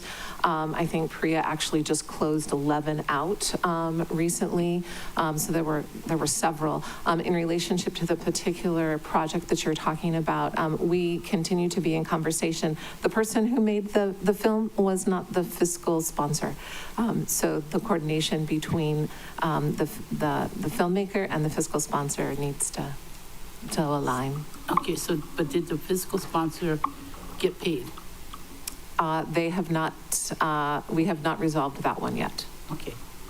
But is there a way to resolve the issue so that no matter who the fiscal agent is, that the vendor still gets paid? Sure. Priya, actually, why don't you speak to this? Thank you. Thank you. So as Chief of Staff mentioned, we are working our way file by file to ensure that we are compliant and upholding to our fragile taxpayer dollars to justify use of the funds. We are committed to finding a way. So with Finance and Corporation Counsel and our grant specialist team, again, just crossing the T's, dotting the I's. But would there ever be a time when somebody can actually make an executive decision or a judgment call on somebody who could do that? Who would that be? Do you mean to get the vendor paid? Yeah. I mean, if Corp Counsel says, hey, you guys can do this, and you guys say, yeah, we can do this, and who makes the call to actually get it done and to get that check on its way? I would say it's a team effort. Again, we want to make sure that we're in compliance, that the fiscal sponsor is upholding their responsibility of the application, and that we have the proper receipts and justification for the spend. Okay. Okay, that makes sense to me. Okay, getting back to the wedding summit now. So my question was, will you know, or do you know if the people who are hosting the summit will charge the vendors for attending the summit? Thank you for your question. And that will have to be something that's determined when they apply for that money. So that information will come in at that time. I would say that the initial ask for the engaged event was approximately $1 million. And so we decreased that significantly. So whomever it is that hosts that and facilitates that is going to have to get sponsors in order to seal the deal on it. Yeah. Okay, thank you. Thank you, Chair. Very good, thank you. So I have a couple of questions. The Special Purpose Revenues Fund, of which open space is under the purview of the mayor, and we recently had a request from Housing Department to put on a housing project and an open space purchase property that the county owns. And I just want to make sure that I'm going to ask the OCS to give you the tax map key, but it's the Napili project for Bigley. And that project, the land was purchased or given to the county for open space. And now we're saying we're going to use for housing. And before you can do that, you have to pay back the open space fund. And I just want to say publicly that that needs to get done, and I'm going to develop an ordinance so this doesn't happen again, that we do, that properly, and that we don't try to build, let's build housing because county has all this land. It sounds like that's what happened. And Bill 33, we have first reading coming up, and I want to be sure that the mayor's office or whoever is in charge takes care of doing those kind of things correctly. And then in this budget, there's more money that you're giving to the same project, and it's still being on the wrong, I mean, it hasn't corrected the wrong from the beginning, that it's supposed to be open space funds, not put on a housing project on what was supposed to be a park. So publicly, I want to say that that is wrong, and that we pushed through the first reading. It was supported by this body, and we'll send you a letter just to give you the tax map key and the project. But it's Bill 33 is what started that conversation. The other thing is, as we're all talking, I got text message, right? So parents who also have kids that go traveling, right? They want to know, why is this county only supporting Lanai, Molokai, Hana for travel, for sports, youth sports, and why not everybody else, right? Because everybody else, as you know, when you have kids, they go traveling to all over. The MIL one is not set up. Is that what you're looking at? Yeah. So that's not set up. And when Parks comes, we can ask them that question, because I think that actually was set up when Ricky Hokama was sitting in your seat, and he set up this MIL fund. So it's been collecting money all these years, yeah, but it hasn't been set up. And I think when I did speak with, it's not really this department, but when I did speak, but since you have travel in your budget, I just want to let you know that I would like to then broaden it out to not only Hana, Molokai, and Lanai. Do you have any thoughts? Thank you, Chair. Yes, those line items were added in previous fiscal years by Councilmembers Johnson, Rollins, Fernandez, and Sinensi, specifically for those regions. If the council would desire to support travel for other areas, I think we'd absolutely be open to that. I think we just want to have a discussion about, would it be travel to the mainland? Would it be travel to neighbor island? You know, what are we looking at, so that we have some very clear guidelines that we can provide to the Office of Economic Development. Okay. Thank you, Chair. Yeah, it could be, whatever parameters to define it. But just to let you know, it's gotten the attention of, out on the island, I guess, on this island. The other item that is on page 553 of the program book, it talks about the West Maui Hospital support development and, of unmet needs for $113,000. And I distinctly remember that when this item came up in Member Paulton's committee, that Managing Director was really specific when he said, we are not into the health service business, right? And he was so clear. That was his opening line. And so I was surprised, not that there isn't a need, but is this a grant? And if so, who is it going to? And what is the intent of this appropriation? And how is the $113,000 going to support development? Because it certainly is a big project, and $113,000 sounds like just a drop, half a drop in the bucket for what's really would be needed. Any comment from the administration? Thank you, Chair. After the discussions in committee and at council, we had several meetings with the West Maui Hospital Group. We asked them to submit a budget request so we could really see exactly what they were asking for, because as you know, over the course, it was 20 million, it was 5 million. So we just weren't sure what they were asking for and what it was going to support. So the budget request that we received was for $113,000. That's for legal expenses, liability insurance, accounting costs, some marketing, and a philanthropic coordinator to help them develop resources for a private foundation. So this would be a grant. It wouldn't be the county building a hospital, which I believe was what Managing Director's concern was. But we're certainly supportive of the project in other ways. Thank you, Chair. Oh, so interesting. So this is to see if it can be done? Thank you, Chair. From what you received? Yeah, my understanding is this is to start their capital campaign, to begin to fundraise from other sources to start the project. Okay, so in the communication you had with them, do they have state support? Because that's who does health. Thank you, Chair. In this particular communication, they did not mention any state support. I'm happy to reach out and see what we can find. Can you send that to them in writing? please? Okay. Yeah, because as you know, state does hospitals, right? So if we start going down this path and there's no interest from the state, then what are we doing? I think we can do a clinic, but not a full-on hospital. We have hard enough time finding our own health professionals and for housing, and there's just so many things that are connected. So, all right. Anybody else have any questions? Oh, Member Kama. Last question. How does OED determine jurisdiction when it comes to our district funds? Thank you, Chair. Thank you, Councilmember Kama. I would say there are two ways. I think it's where the work is occurring or where the organization is located are the two primary drivers of whether it's appropriate to be in that fund. So if a halal practices wherever they get to practice, sometimes you can't always go to the same space because somebody else is using it.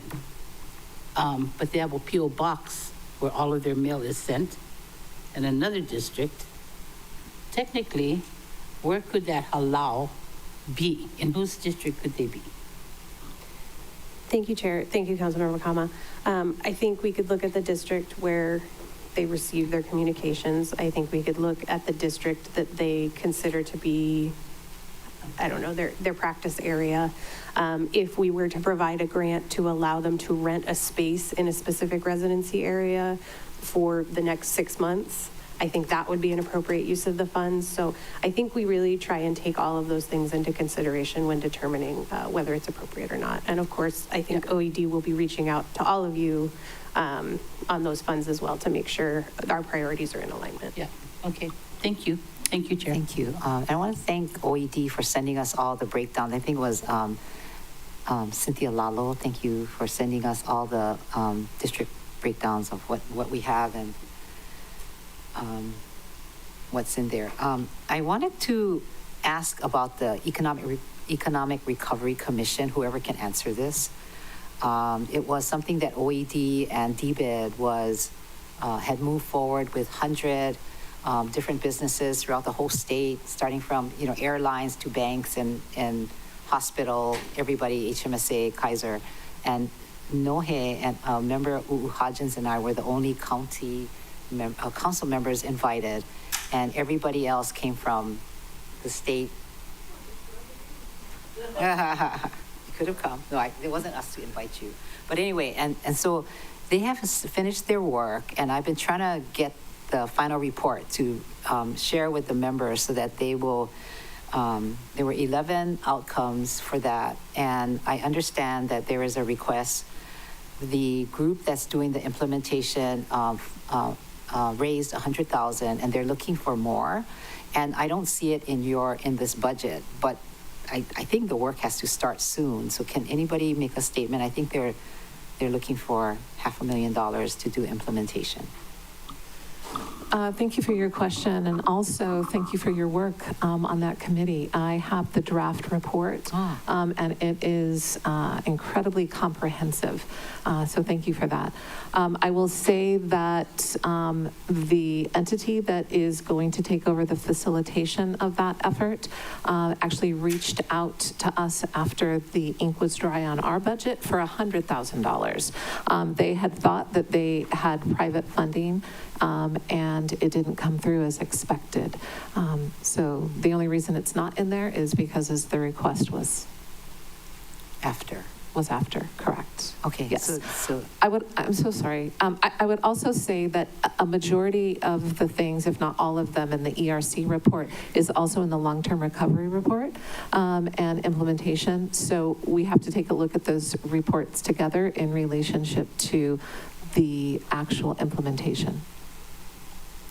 So the final ERC is not the final ERC then? We're going to get something else? Is that what you just said? Well, we have a long-term recovery plan that's already been released, and most of the stuff that's in that ERC report also sits in the long-term recovery plan.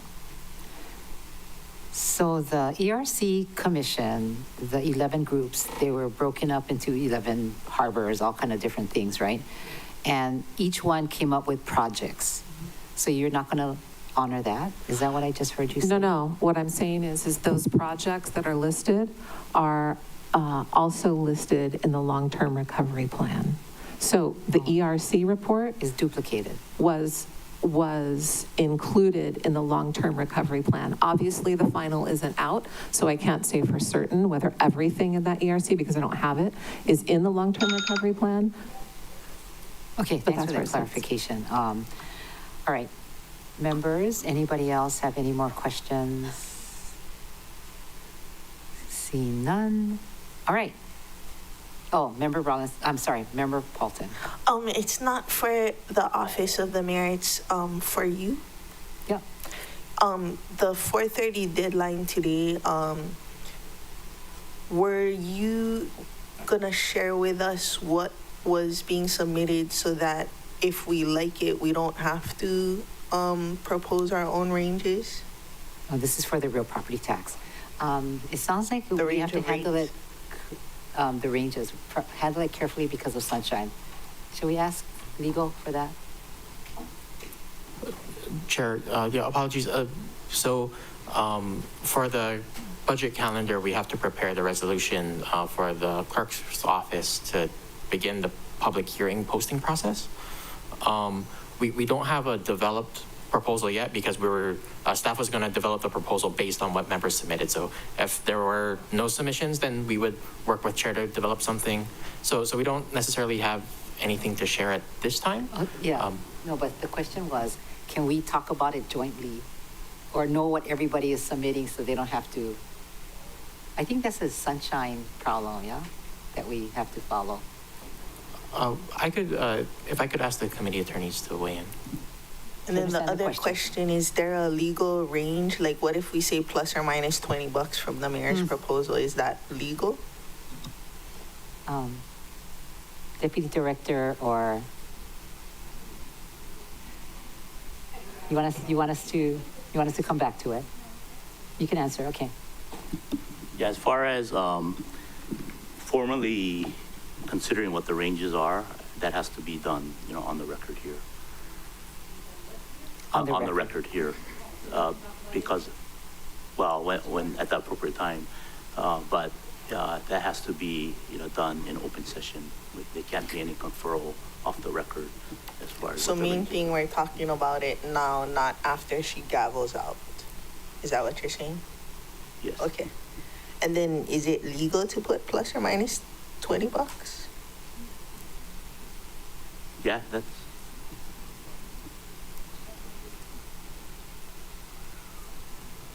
So why don't we? I guess let in them- some let cases, them if we do research minus this. I'm going to $20, excuse we the owe mayor's people money. office.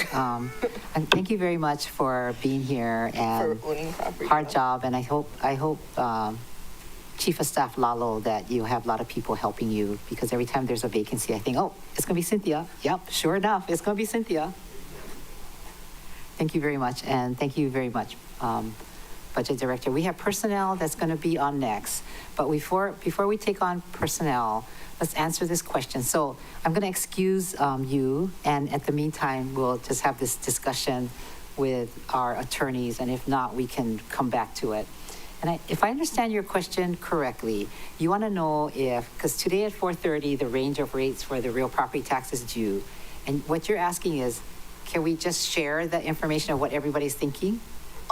And to clarify, it's due to you folks. It's not due to the clerk, so that you can work on the reso. Right. And I thought they said as long as we talk about it during open session, it's part of the budget, which is BFED 1. I mean, I feel like I've been focusing on reading the budget so much that I haven't had a chance to formulate a thought out logical range of rates. And I'd be open to, a small discussion on it. And then, like, something that you said last year, like how Member Johnson wanted to change the ag rate, and then you fixed it. Then why do we have to have the deadline be today?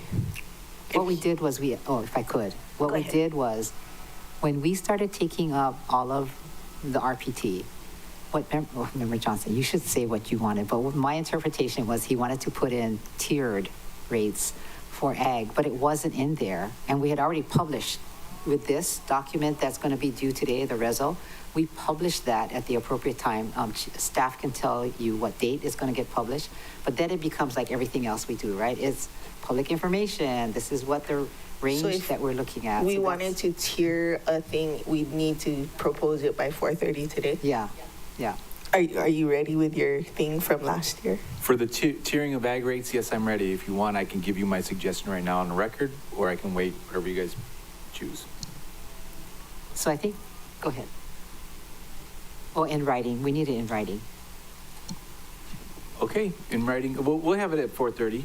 In addition to, if you want me to say it on the floor, I can say it on the floor. He's ready. And so the range of rates that you want in writing at 4:30 has to include any changes in tiers or additions of tiers and all of that? That's the idea, yeah. Okay, and is there a format or just as long as it's legible? It's according to, I would imagine you're going to just fill in the blank of the reso, which I don't have the reso right here. You know, it's the same. Well, can you share with her? I guess what number on Granicus was the format?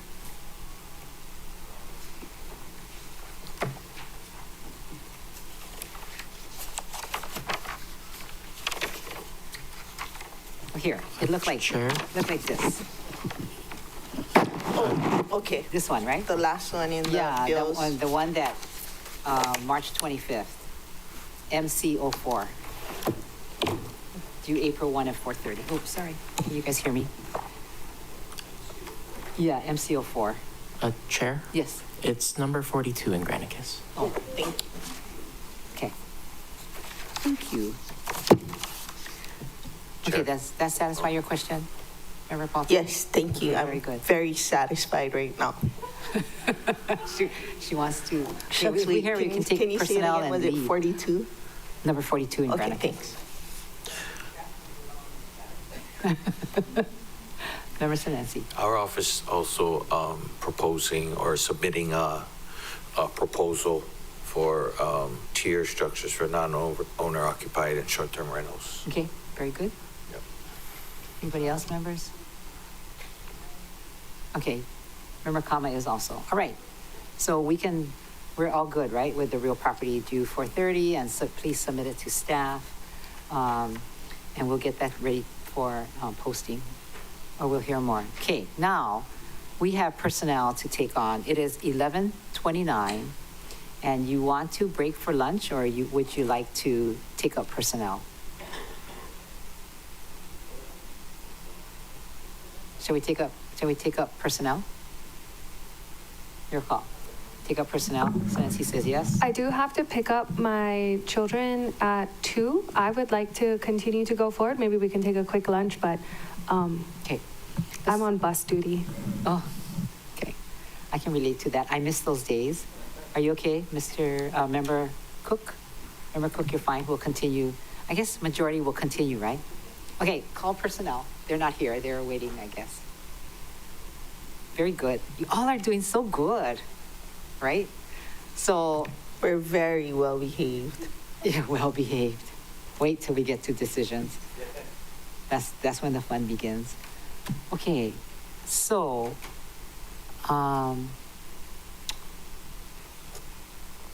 while personnel is coming down, they did respond. What? Oh, okay. So staff wants to give an update on the letters that they sent out. Members, in general.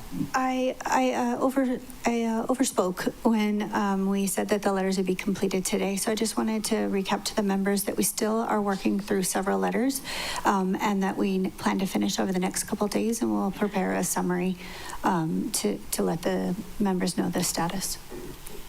Okay. So, Chair, I have one other question for you. Okay. The Appendix A Part 2 that we were handed out this morning, if we replace that one from the other one, can we throw the other one for recycling? So you're saying from the book that doesn't have the The red word, ink, yeah. The red words. So it's just telling you who's in charge. So we don't basically. need the Yeah, you don't need previous what one. was in there. And then if we're working off the Ramsey Appendix B, I always throw my, yeah, I always You throw keep it the away? Ramsey-erd, yeah. and you throw away the Other not side, Ramsey yeah. one? Because it's a lot, my back, there's a lot of things A lot of to carry. papers. Yeah, Okay, just making sure that I can recycle that. yeah. And there's a recycle bin right outside my door, Perfect. my office. Okay, so while they're coming, I will let you know that I heard from Kahumanu Church, Kahuhiga, who is all of us who are on this side, we look at their church every day, right? And he said that they have secured Bowers and Kubota to help them with their renovations, and they're having a lot of success now. In the past, we have given them 2 rounds of 2 years with some funding, small kind, just so that they can figure out what they need to do really for the steeple. But their funding request that they're going to ask for the mayor is like 2-point-something million. And they're working with the mayor, so 2.7 million, wow. But the church needs a lot of help. So just trying to fill time. Anybody else want to talk while we're waiting? Like, did they already ask for that?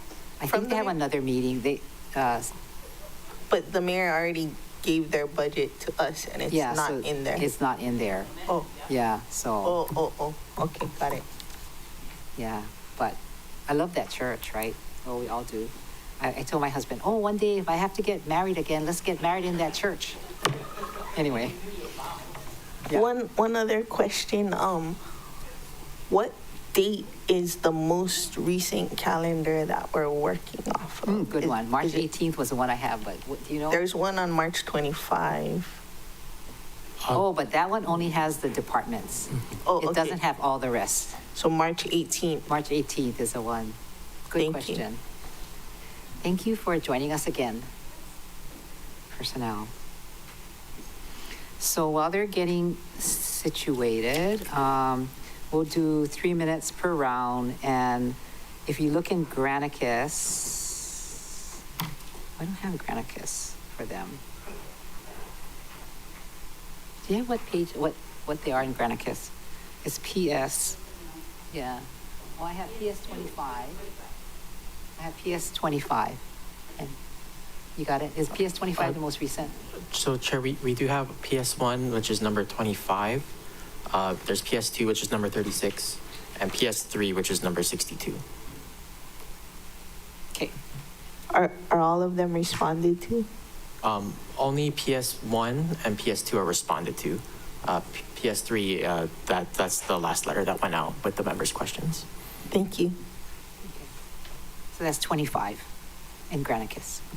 All right. Wow, we're gonna do this and go home and celebrate, have birthday party, right? No, hey. Okay. All right, so we'll start. You want to start from your side, member Kama, and head down to member Senensi, or shall we start the other way? Okay. Member Senensi.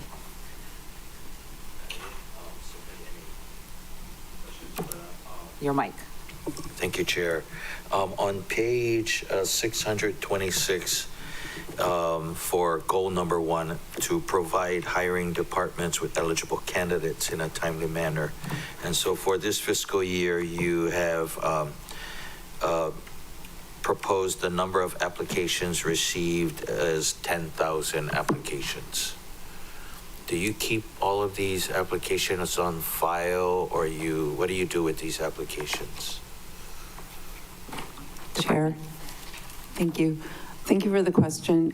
So we have an applicant tracking system, so yes, we maintain all the applications on file. Are you, Oh, your mic. do you send them out to the departments? So in our written response, we will provide you with kind of like what's considered a recruitment conducted. So we accept applications.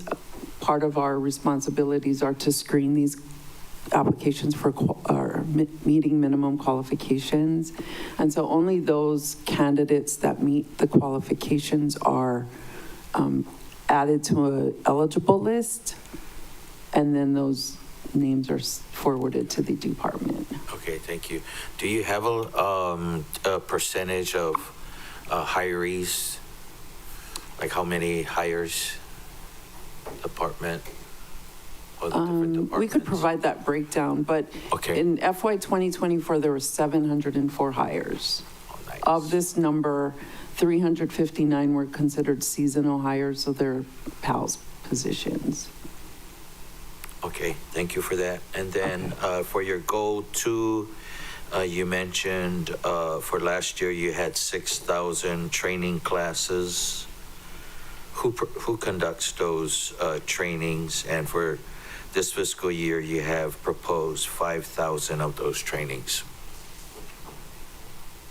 So the number of training courses offered is a combination of in-person training that we offer and LinkedIn learning courses that are offered. That number, training classes, attendance, that 6,000 and 5,000, like that's a goal that we, promote courses to employees. We encourage attendance to these. At the first day of every month, we send out a countywide email kind of, with a theme and some courses that we recommend suitable for just the general population. Okay, thank you, Thank you for your responses. Thank you, Chair. Okay, so Member Hodgins and Member Cook, questions? Thank you very much. Thank you for being with us today. I'm kind of follow up what Member Senensi was asking, a little bit of your goal. Number 1, section 2, where it says application received. So in 2024, we had 8,513 applications received. We estimate this year and next year to be 10,000 for both. And we had 400-ish, 359 seasonal employees for PALS. But that's still a pretty huge delta, and we have a huge vacancy. So can you tell me why some of these applicants are not hired? Are they just unqualified, or what's some of the issue with hiring with 8,000 applications? So a number of applicants, so that's not a unique 8,500 applicants. So many of those are repeat appliers, so. They're not unique. They're not unique, right. Okay. Well, people, right? Yes. They apply for, a dozen positions or something like that. So we did run a report, and our guesstimate, like that fluctuates, right? But it's 1/3 of that number are, Actual applications. Well, 1/3 is repeat appliers, so repeat appliers. maybe 5,000, applicants in fiscal year 2024. Okay. Of that number, you're correct, some people are not qualified. Of that number, some people are interviewed and not selected. Of that number, some people, but at the point where the department's, interviewing, they're no longer interested in the job. Okay. We have lots of those, not a fit. Okay. Majority of the departments have expansion EPs, except for maybe one department. How long do you think it's going to take you folks to work with these departments and come up with their description and get these people to the point where they're ready to hire? These people that are going to be hired and the departments. So that really depends. So we have approximately 800 classes of work currently.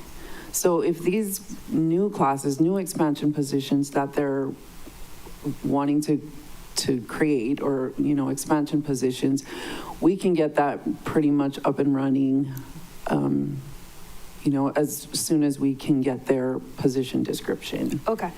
And then in your opening statements, you were talking about $300,000 for the review of your folks' admin rules for professional services and a consultant. Is that to help expedite maybe some of the hires? And because that's kind of what we've been hearing. Right. So, yes. Okay. In a nutshell. Okay, cool. I've said this so many times as we are all anticipating a recession in the upcoming months. And one of the few jobs that offer stability is government employees. And with 700 vacancies, I really do hope we can expedite it and we can give our community some financial stability in the upcoming few years that we can depend on our people to do some work that we're going to need done. Thank you. Thank you. Very good. All right. Member Cook, then Member Johnson, Alton, Lee, then Kama. Thank you for our director. Thank you all for being here today. The minimum requirements that you have minimum requirements that basically when somebody applies, you cross-reference whether they meet the minimum requirements. Yes. Are those minimum requirements reviewed by the various department heads, and are they on the same page that what they're looking for and what you're measuring are the same? Essentially, yes. We do get into, questions with departments. So recently, the housing administrator position was recruited for, and when we looked at, the qualifications for the position, we shared it with the new housing director. And there was some adjustments being made because we were like, these are the candidates that are not qualified because they lack, these additional qualifications. The more experience requirements we add to a position, the smaller the window and door gets for people to enter. And so we were able to amend those qualifications to let more candidates through. Thank you. When the County of Maui, when you do hire, approve, and a person is hired, is there a probationary period? Yes, 6 months. Okay, so during the probationary period, if they don't meet the required capability, then they are what? Released. Okay, so that the reason I asked that is it seems like there is built-in flexibility to instead of narrowing and narrowing, broadening and broadening, so that we could fill the positions and see how well they work, and then basically be able to release them if they don't, as opposed to don't let anybody in the door because they're not going to make it, but we're not even giving them a chance. How much in your review process is a person's soft skills involved at all? Is it just what they got on paper, or when you interview them, they have good communication skills, they're present, they're enthusiastic? Does that carry any weight? So the minimum qualification requirements are rather specific. So if they don't demonstrate that on paper that they meet the minimum qualifications, they'll probably be rejected. So if they're, if we can dig a little deeper, our staff will reach out, they'll communicate with them and say, it looks like you have these qualifications, we quantify this information. So my next question, kind of in closing, because we run out of time, is it within your department's preview to modify minimum requirements? Where do those come by? And are they the same on all the counties and every place, or does Maui County have their own minimum requirements that you determine? So HRS 76-1, there's an equal pay for equal work provision. And so generally when classes are created, minimum qualifications are somewhat standard. We do have some flexibility, and we have recently in the past kind of adjusted that to, kind of expand a little bit. And, you know, we've amended the class specs and the MQs to allow for that. You know, like I said, we have 800 classes, so that would, you know, take a little bit of time to kind of address areas like that. I think I heard the bell, so I'll wait for my next round. Thank you, Chair. Thank you, Director. Thank you. Member Johnson. Thank you, Chair, and good morning. Thank you for joining us. I really appreciate it. Absolutely. So my question, I'm just going to jump right into the questions. Okay. What were the results of the FY25 recruitment and retention campaign? How much of the, I won't read the index code, but how much was used for this campaign and what did it pay for? Will the professional service funding continue to be used for the same purpose in the next year? And if so, what amount and what is the spending plan? And that's on page 629 of the budget. Or page 18-5 in budget details. So the $300,000 that we're asking for is for the professional, additional funding to hire a consultant to do the review of our existing administrative rules, policies. As far as the recruitment and retention campaign, I understand that 150,000 of that money was spent. However, I guess there's a little bit of confusion. So our money lapsed. And so the money came from the mayor's office budget is what I recall. Okay. So the 150 was spent, and what was it spent on? So a website was created, the Work Maui Nui website. We got some videos, some promotional videos. They updated all of the brochures. So that money was spent. You got the web portal. You've got the flyers. Can reflect on it. How did it work? Did you get increase in folks come in? Would you do it again? I think we saw an increase in applications, and you know, it kind of gave us some kind of public imaging. I think that we were lacking before. We heard lots of comments of like, oh, I never thought of working for the county. Okay, so that's the anecdotal side. How about the actual data? Did the numbers go up? Did the applications go up? The numbers went up maybe like 10% over that period of time. Okay. You know, the contract started like when the fires happened. So there was kind of some of that may have discouraged people or encouraged people. It was kind of hard to put our finger on it. Well, that leads to really the point of my question is that post-fire, a lot of people were unemployed. So did the actual hiring go up? Like the applications might have gone up 10%, but did we actually get people from this? I believe we've made some progress, yes, with filling vacant positions. Do you have any numbers? Or you can give it back to me in writing. Yeah, we can give it back to you in writing, but we just pulled a report this morning that's in FY 2025, and we can get the number for FY 2024, but we created 101 new positions in this current fiscal year that we're in. So, you know, we keep adding to that. That vacancy pot. I see what you're saying. Okay. My time's up. Thank you for that. Thank you, Chair. Okay. Member Paulton, then Chair Lee and Member Kama. Thank you, Chair. Thank you, Ms. Director Razo Porter. Do you know the oldest position description you have on file? What year it was created? That's a great question. I don't know. Because I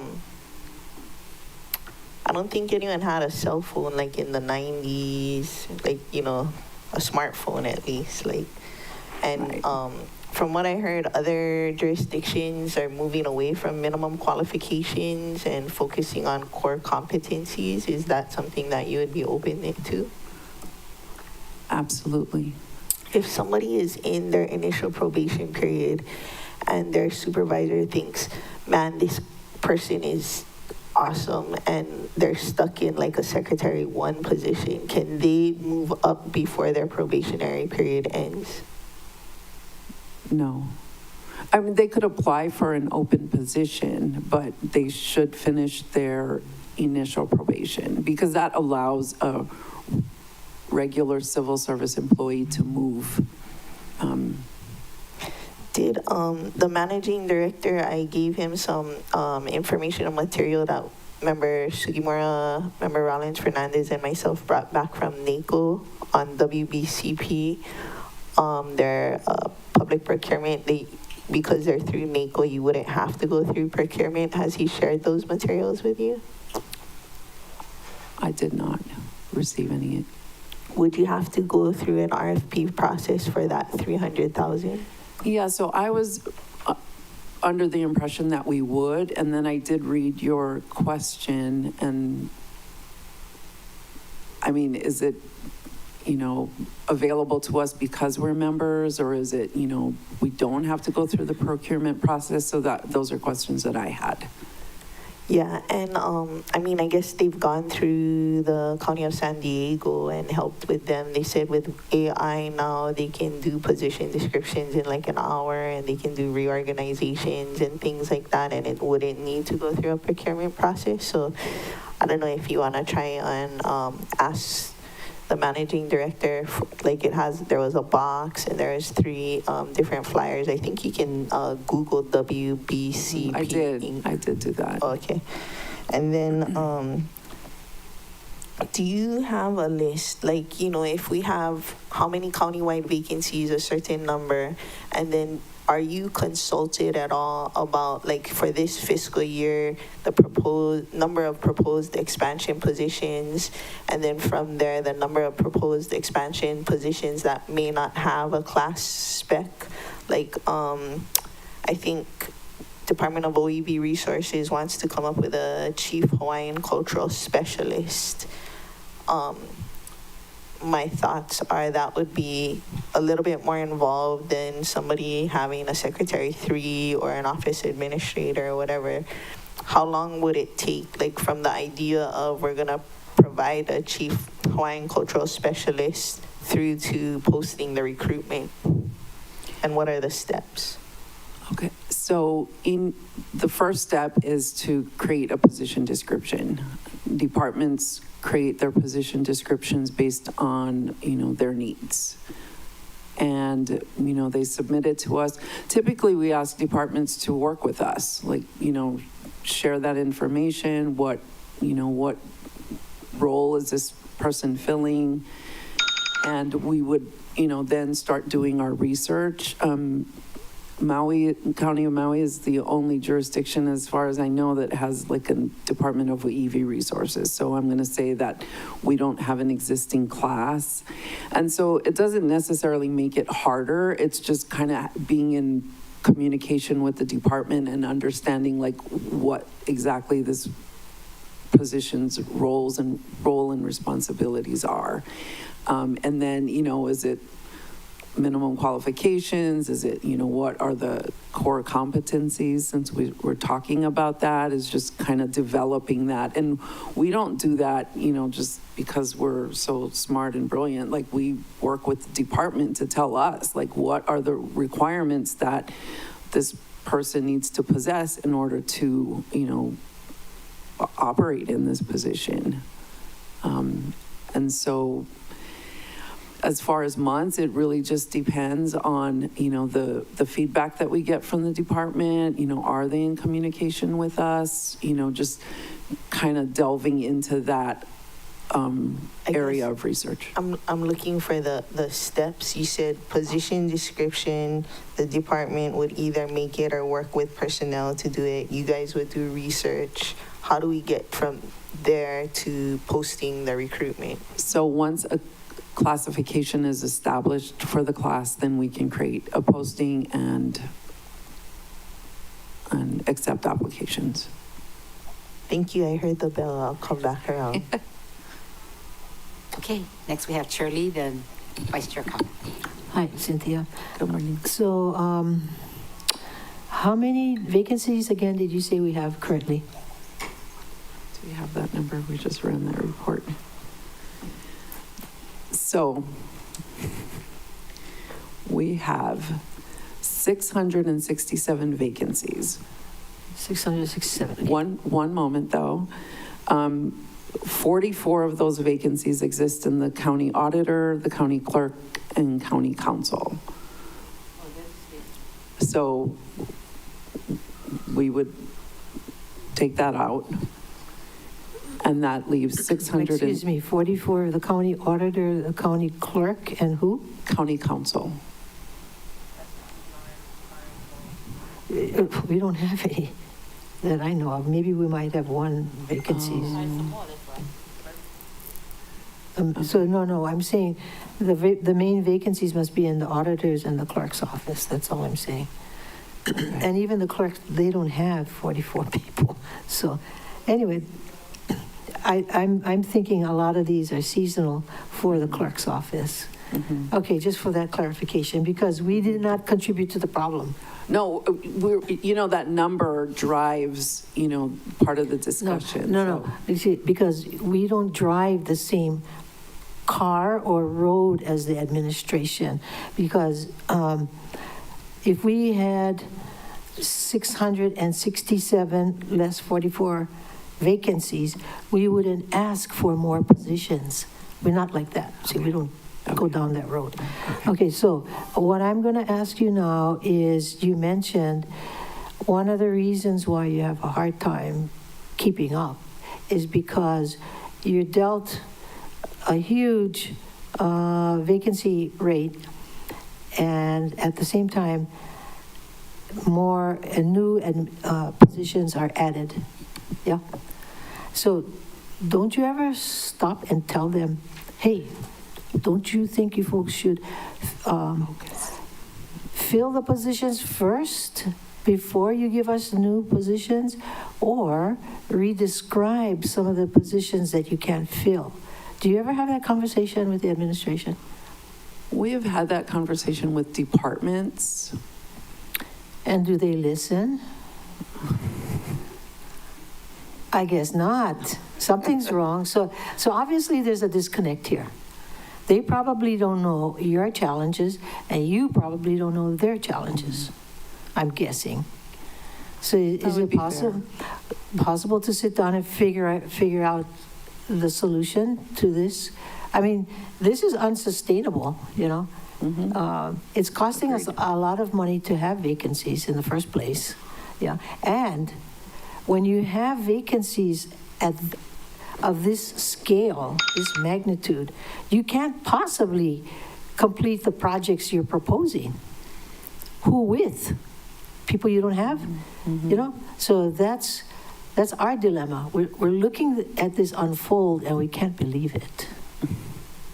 And I used up my time, so thank you. Thank you. Member Kama. Thank you. So, continue with what Shirley was asking. So what % of the workforce is the 620-something positions? So I did a number, I don't have it off the, that actual number, but the last time I did run the number, it was like 18% vacancy rate. So we're missing 18% of our workforce. Essentially, yes. So 18% of the work that should be going on, not going on. Pretty much. I think it's going on. It's just people are stretched. We're focusing on the most highest priorities and maybe not, getting to the other stuff that we should as quick as we should. So 18% of some of the work not getting done. Okay. I just want to understand that, because that means a lot of people in the county are doing their job and somebody else's, and maybe somebody else's, just like somebody else is sitting in that chair this morning, right? That's not sustainable. No. Right?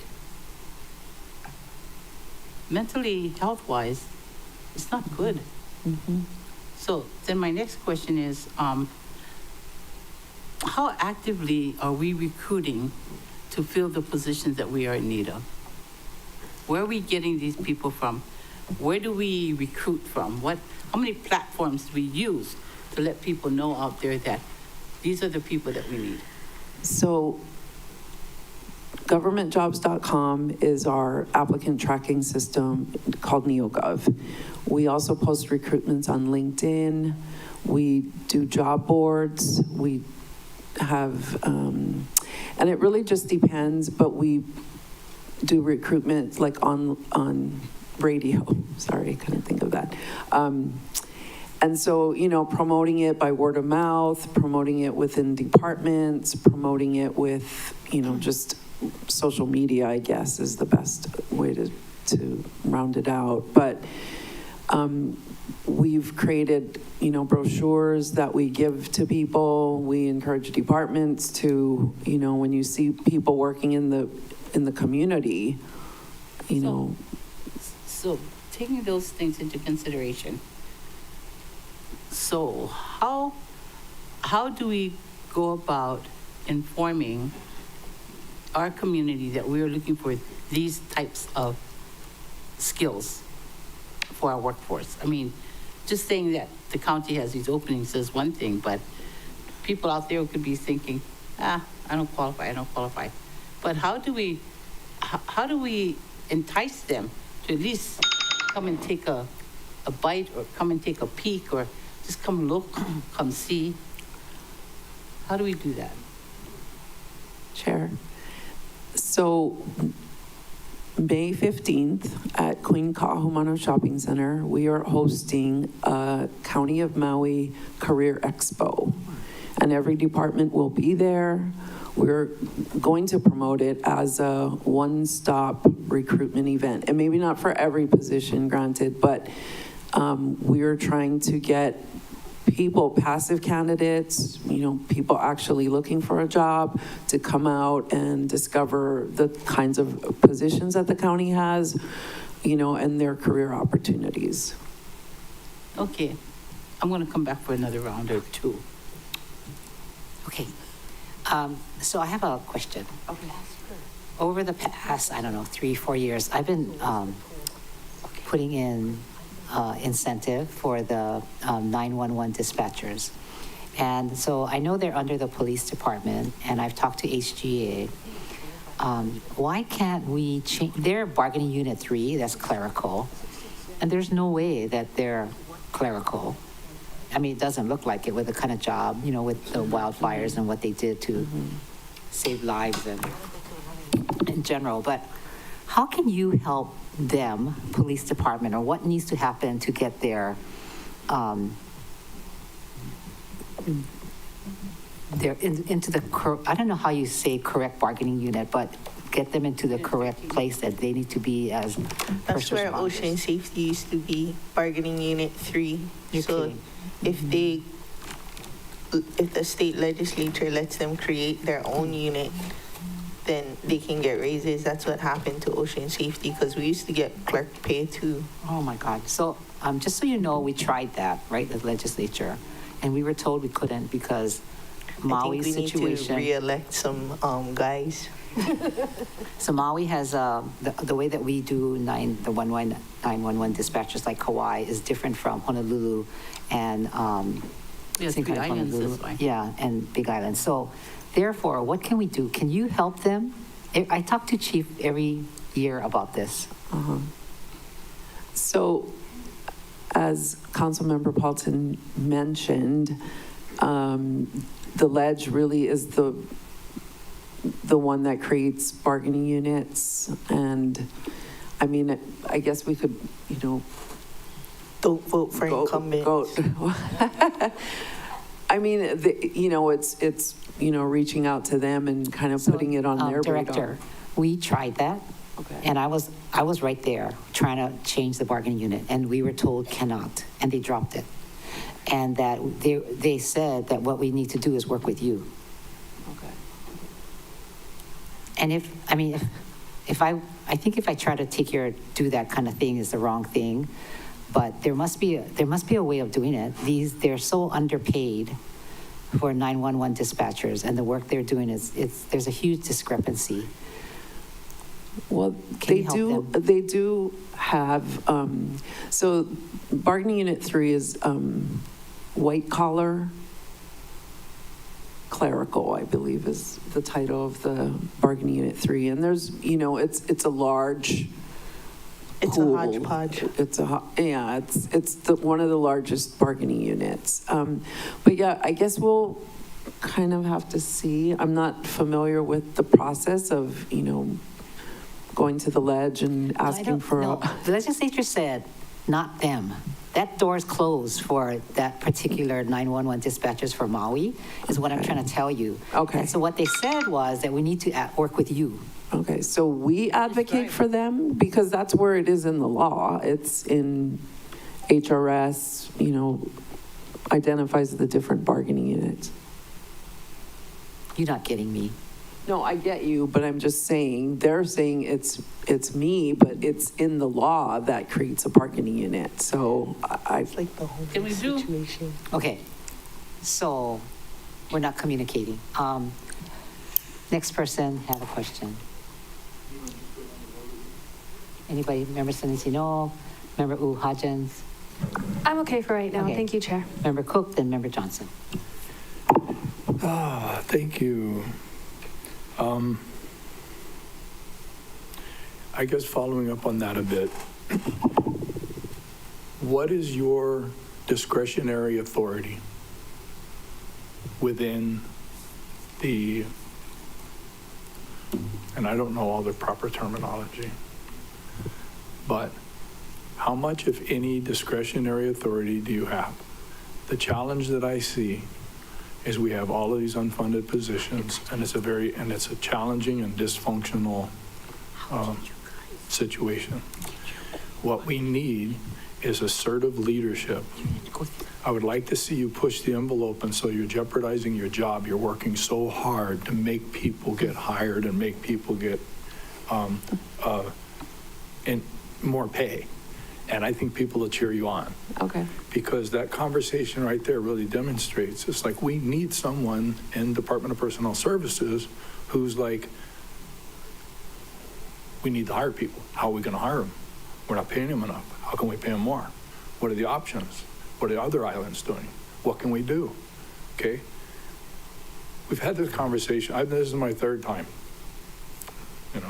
and I'm just, I propose for hiring. A cheap way to hire is put a really big banner, says County of Maui hiring and a phone number. You probably have to get a variance from the planning department, but we can put it on the Trask building, we can put it on this building, and I'm not joking.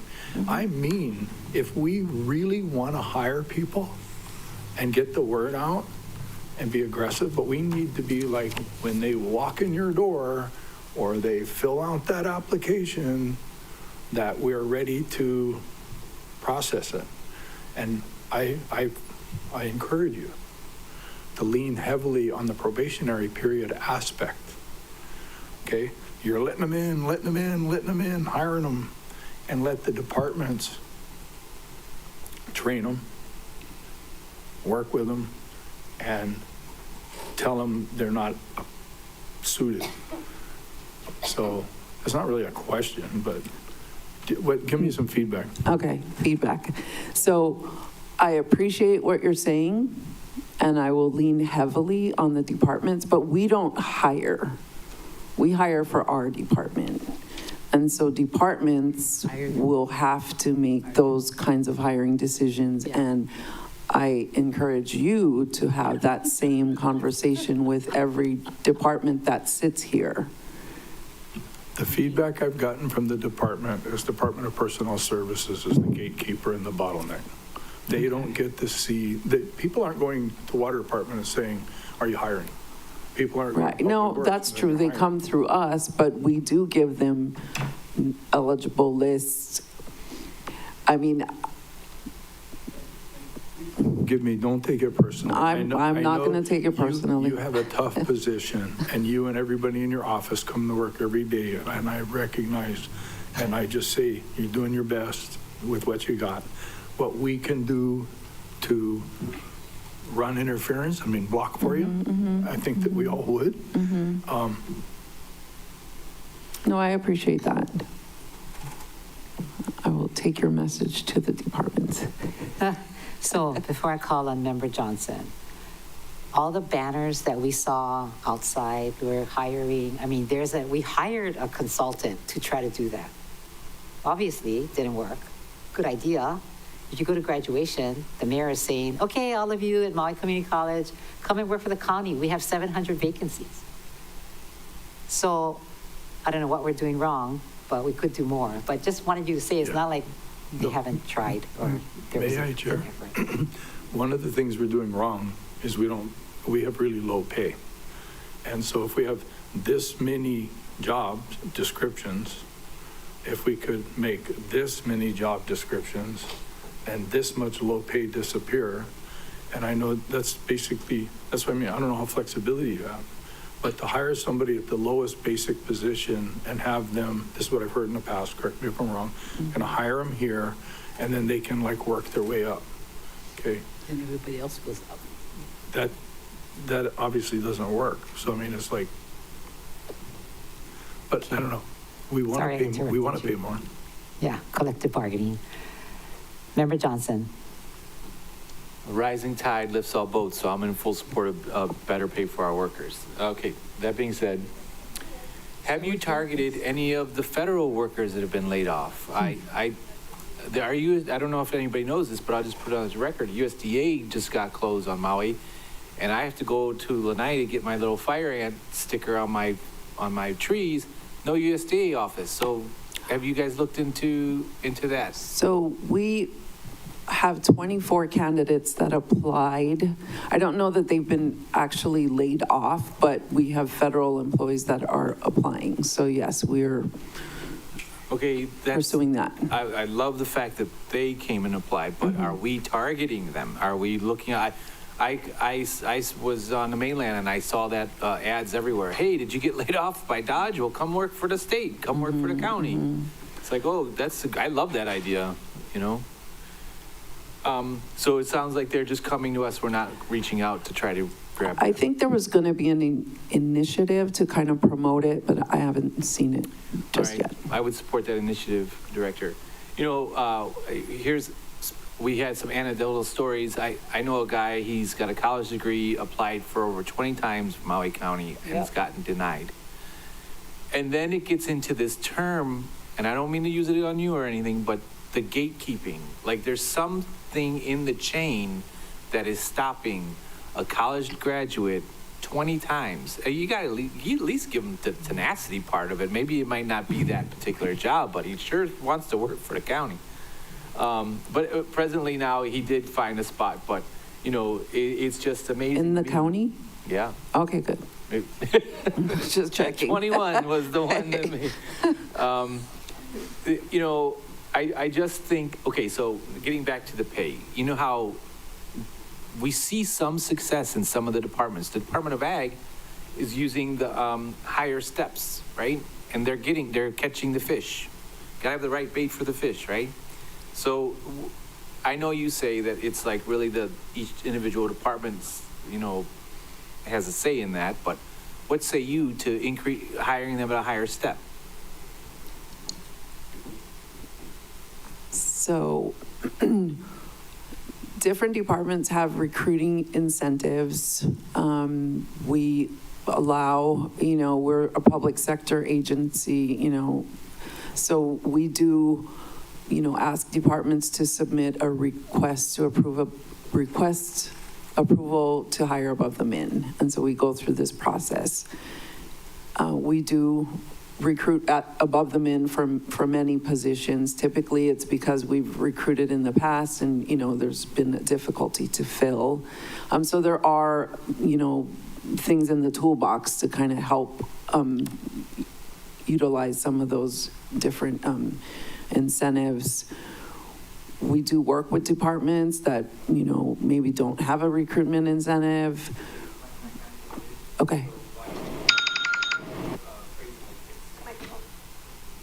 Sorry, my time's limited, so let me just rephrase it like this.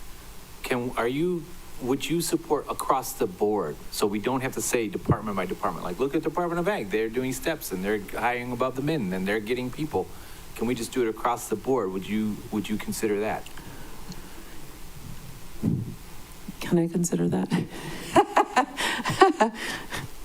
It all boils down to money, and do departments have sufficient funds and all of those things? So, Well, if you look at the I'm budget- open to it. Okay, Let's you're just open. say, I I'm like open to that it. because when you look at this year's budget, we're kind of flush. And all those positions, if we could just make, just like what Councilmember Cook was saying, lower the number of positions offered, but raise the pay, so you don't have to look at 600 empty desks. Talk about disheartening. And who's doing the other work? Everybody who's unfortunately got the job, so they have to do more, Anyways, I hope I'm preaching to the choir, and I hope you consider what we were saying. Thank you, Chair. Thank you. Thank you. Member Paulton? Thank you. Some of the financial barriers to getting a job with the County of Maui is so I know a park security officer that got a security job. In the amount of time it took personnel to even accept his application, he went outside and he got another job on the outside. So if you have financial constraints, you can't wait for the department to accept your application, close the posting, get an interview, go through the whole entire process. And then it's been a while since I did the Occumed. Do the people, they have to pay that up front, right? Out of pocket. So even to try and get a job, you have to pay for your medical testing, you have to pay for all this testing before you even get your first paycheck. And then if you don't get the job, you're out like $1,000, whatever. So I know that some departments reimburse, but, procurement issues preclude us from, just paying for it. And maybe that will be, a change in policy and practice. But I do know that some departments reimburse, once they pass the test and they're hired. Who is in charge of the DM89 process? Is it you folks or the department? So departments request, typically the DM89 process requires that we're recruiting to fill a position and they ask for a warm body today. And so we'll sign off. So they could do that for all the positions they have vacant, or that they have vacant that are in recruitment? Yes. So, if you have someone that needs a paycheck in 2 weeks, what's the harm of that? Why wouldn't they do that? Typically, it's a lot of the people that we want are already employed and they won't leave their job to take a maybe job with the county. And then,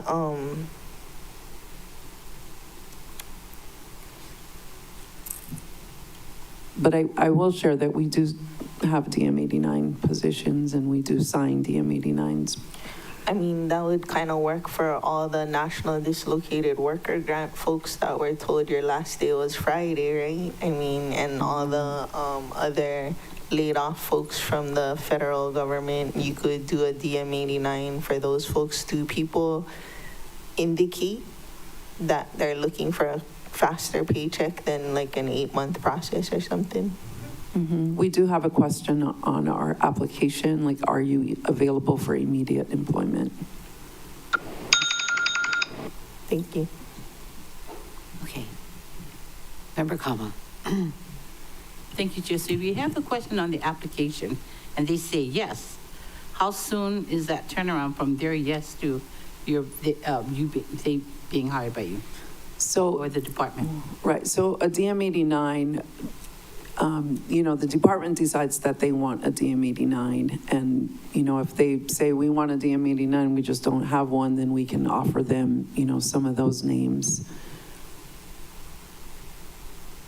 to, recruit from. Sometimes DM89s are difficult because, there's a training, there's, information that needs to be shared with the new candidate. And if it seems, you know, it's a cost benefit analysis that the departments have to do because, you know, people don't come in just ready to work. It really just depends on the job, I guess. So when you mentioned earlier about some departments have recruiting incentives, what are some of those incentives? Is it just money? Is it benefits? Is it what? Mostly money. It pays for moving expenses, travel expenses. Some are just, you know, hiring bonuses, I guess you can call them. It depends on the department, the position. They offer different incentives, maybe, you know, a signing bonus today and a bonus, you know, after 6 months or a year. Every department kind of designed it to suit their needs. And you know the job description that I think, remember Paulton was talking about the chief Hawaiian, what was that, chief Hawaiian? Was it language or a specialist? Chief Hawaiian Cultural Specialist, different from the Hawaiian language position. Right. So that particular position, who do you ask besides the department as to what that job description would look like? You would talk to OEV Resources, right? But are there other people that you talk to, like people at the UH, to see if there's something out there that's maybe closely aligned to that or something? We would probably look at the Office of Hawaiian Affairs, Office of UH. I know that when we were pricing when the Salary Commission was looking at information to price the salaries for the director and deputy of OEV Resources, we, you know, kind of looked at OAHA and different DHHL to see what kind of positions they had, what it was priced at Bishop Museum. So yeah, we'd probably take that UH and see if they had any positions that, you know, cultural specialists would align with. So did you see if there was a difference between what the state offers in terms of OHA, UH, DHHL versus what Bishop Museum would offer? I don't recall, but yes, there were actual position descriptions and, you know, salaries associated with those kinds of work. And it was just kind of aligning to see, you know, if there were similarities in what they were. So earlier you talked about probation being 6 months. And so who evaluates the employee? Would it be the department or people in the department, or would it be the director of that department? Generally, I would think it was the supervisor and the manager and the director of the department signs off. Okay, next round. Thank you. Okay, so members, we're talking about operations now, which I knew we would with this department. And I wanted us to get refocused. This is about money. This is about budget. This is about their contract that they're, you know, the $300,000 that's in their budget.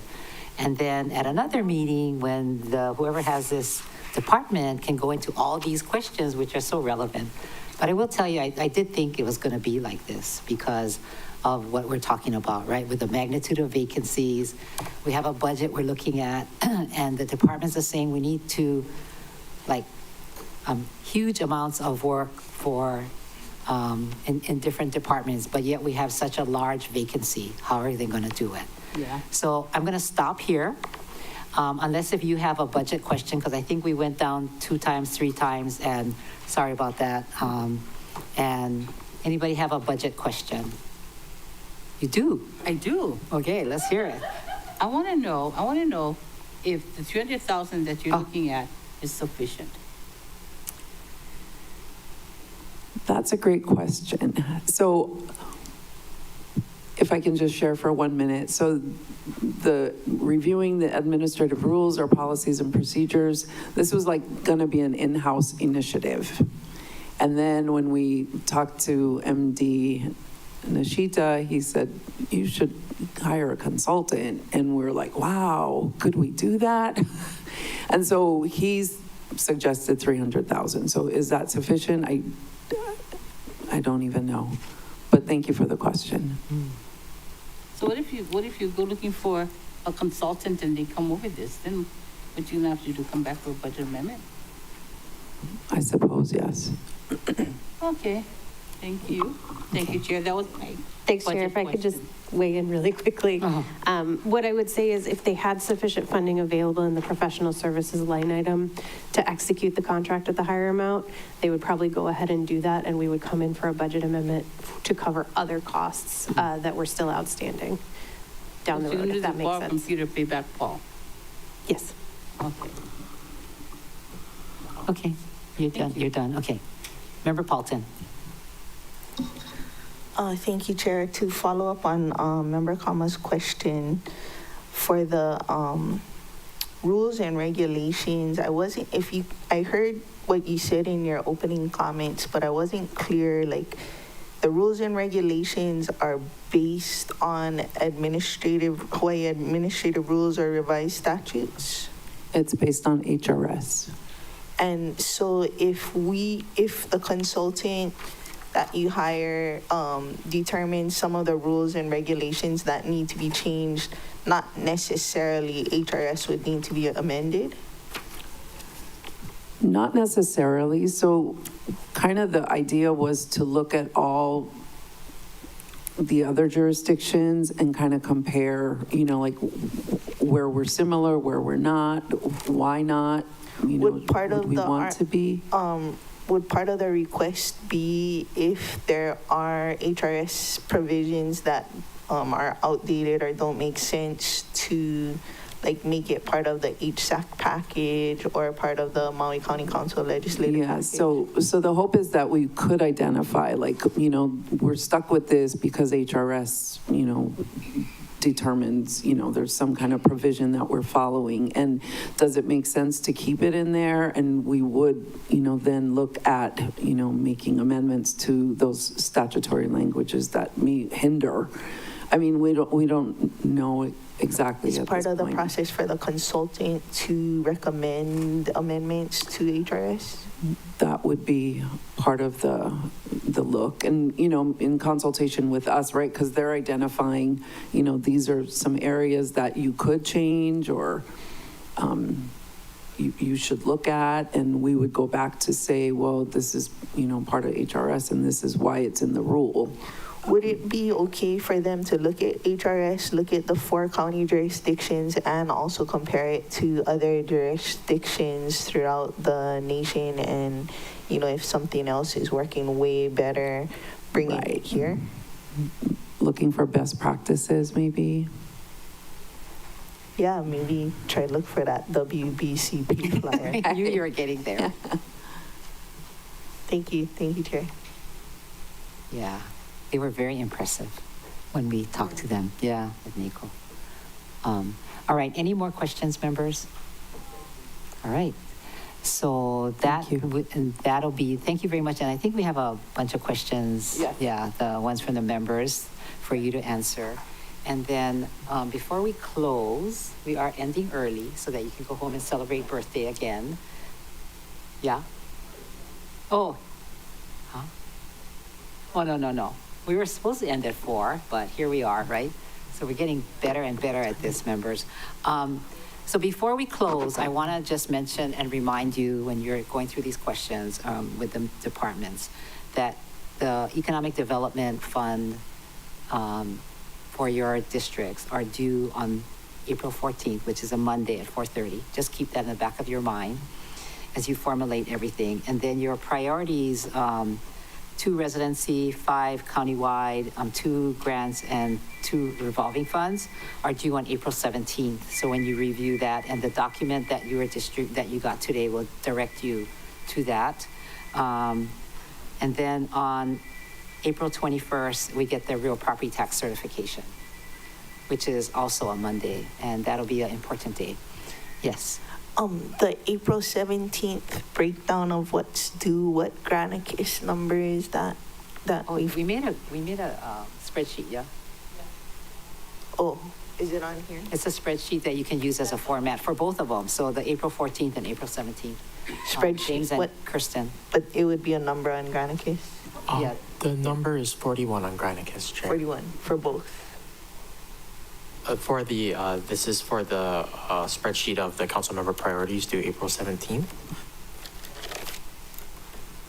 Okay, and the one, 41. We did also send out a template for the grant priorities. I don't believe that one's up on Granicus, but that was transmitted to the members. okay, so we'll, The district grant priorities? yeah. Yes. Okay.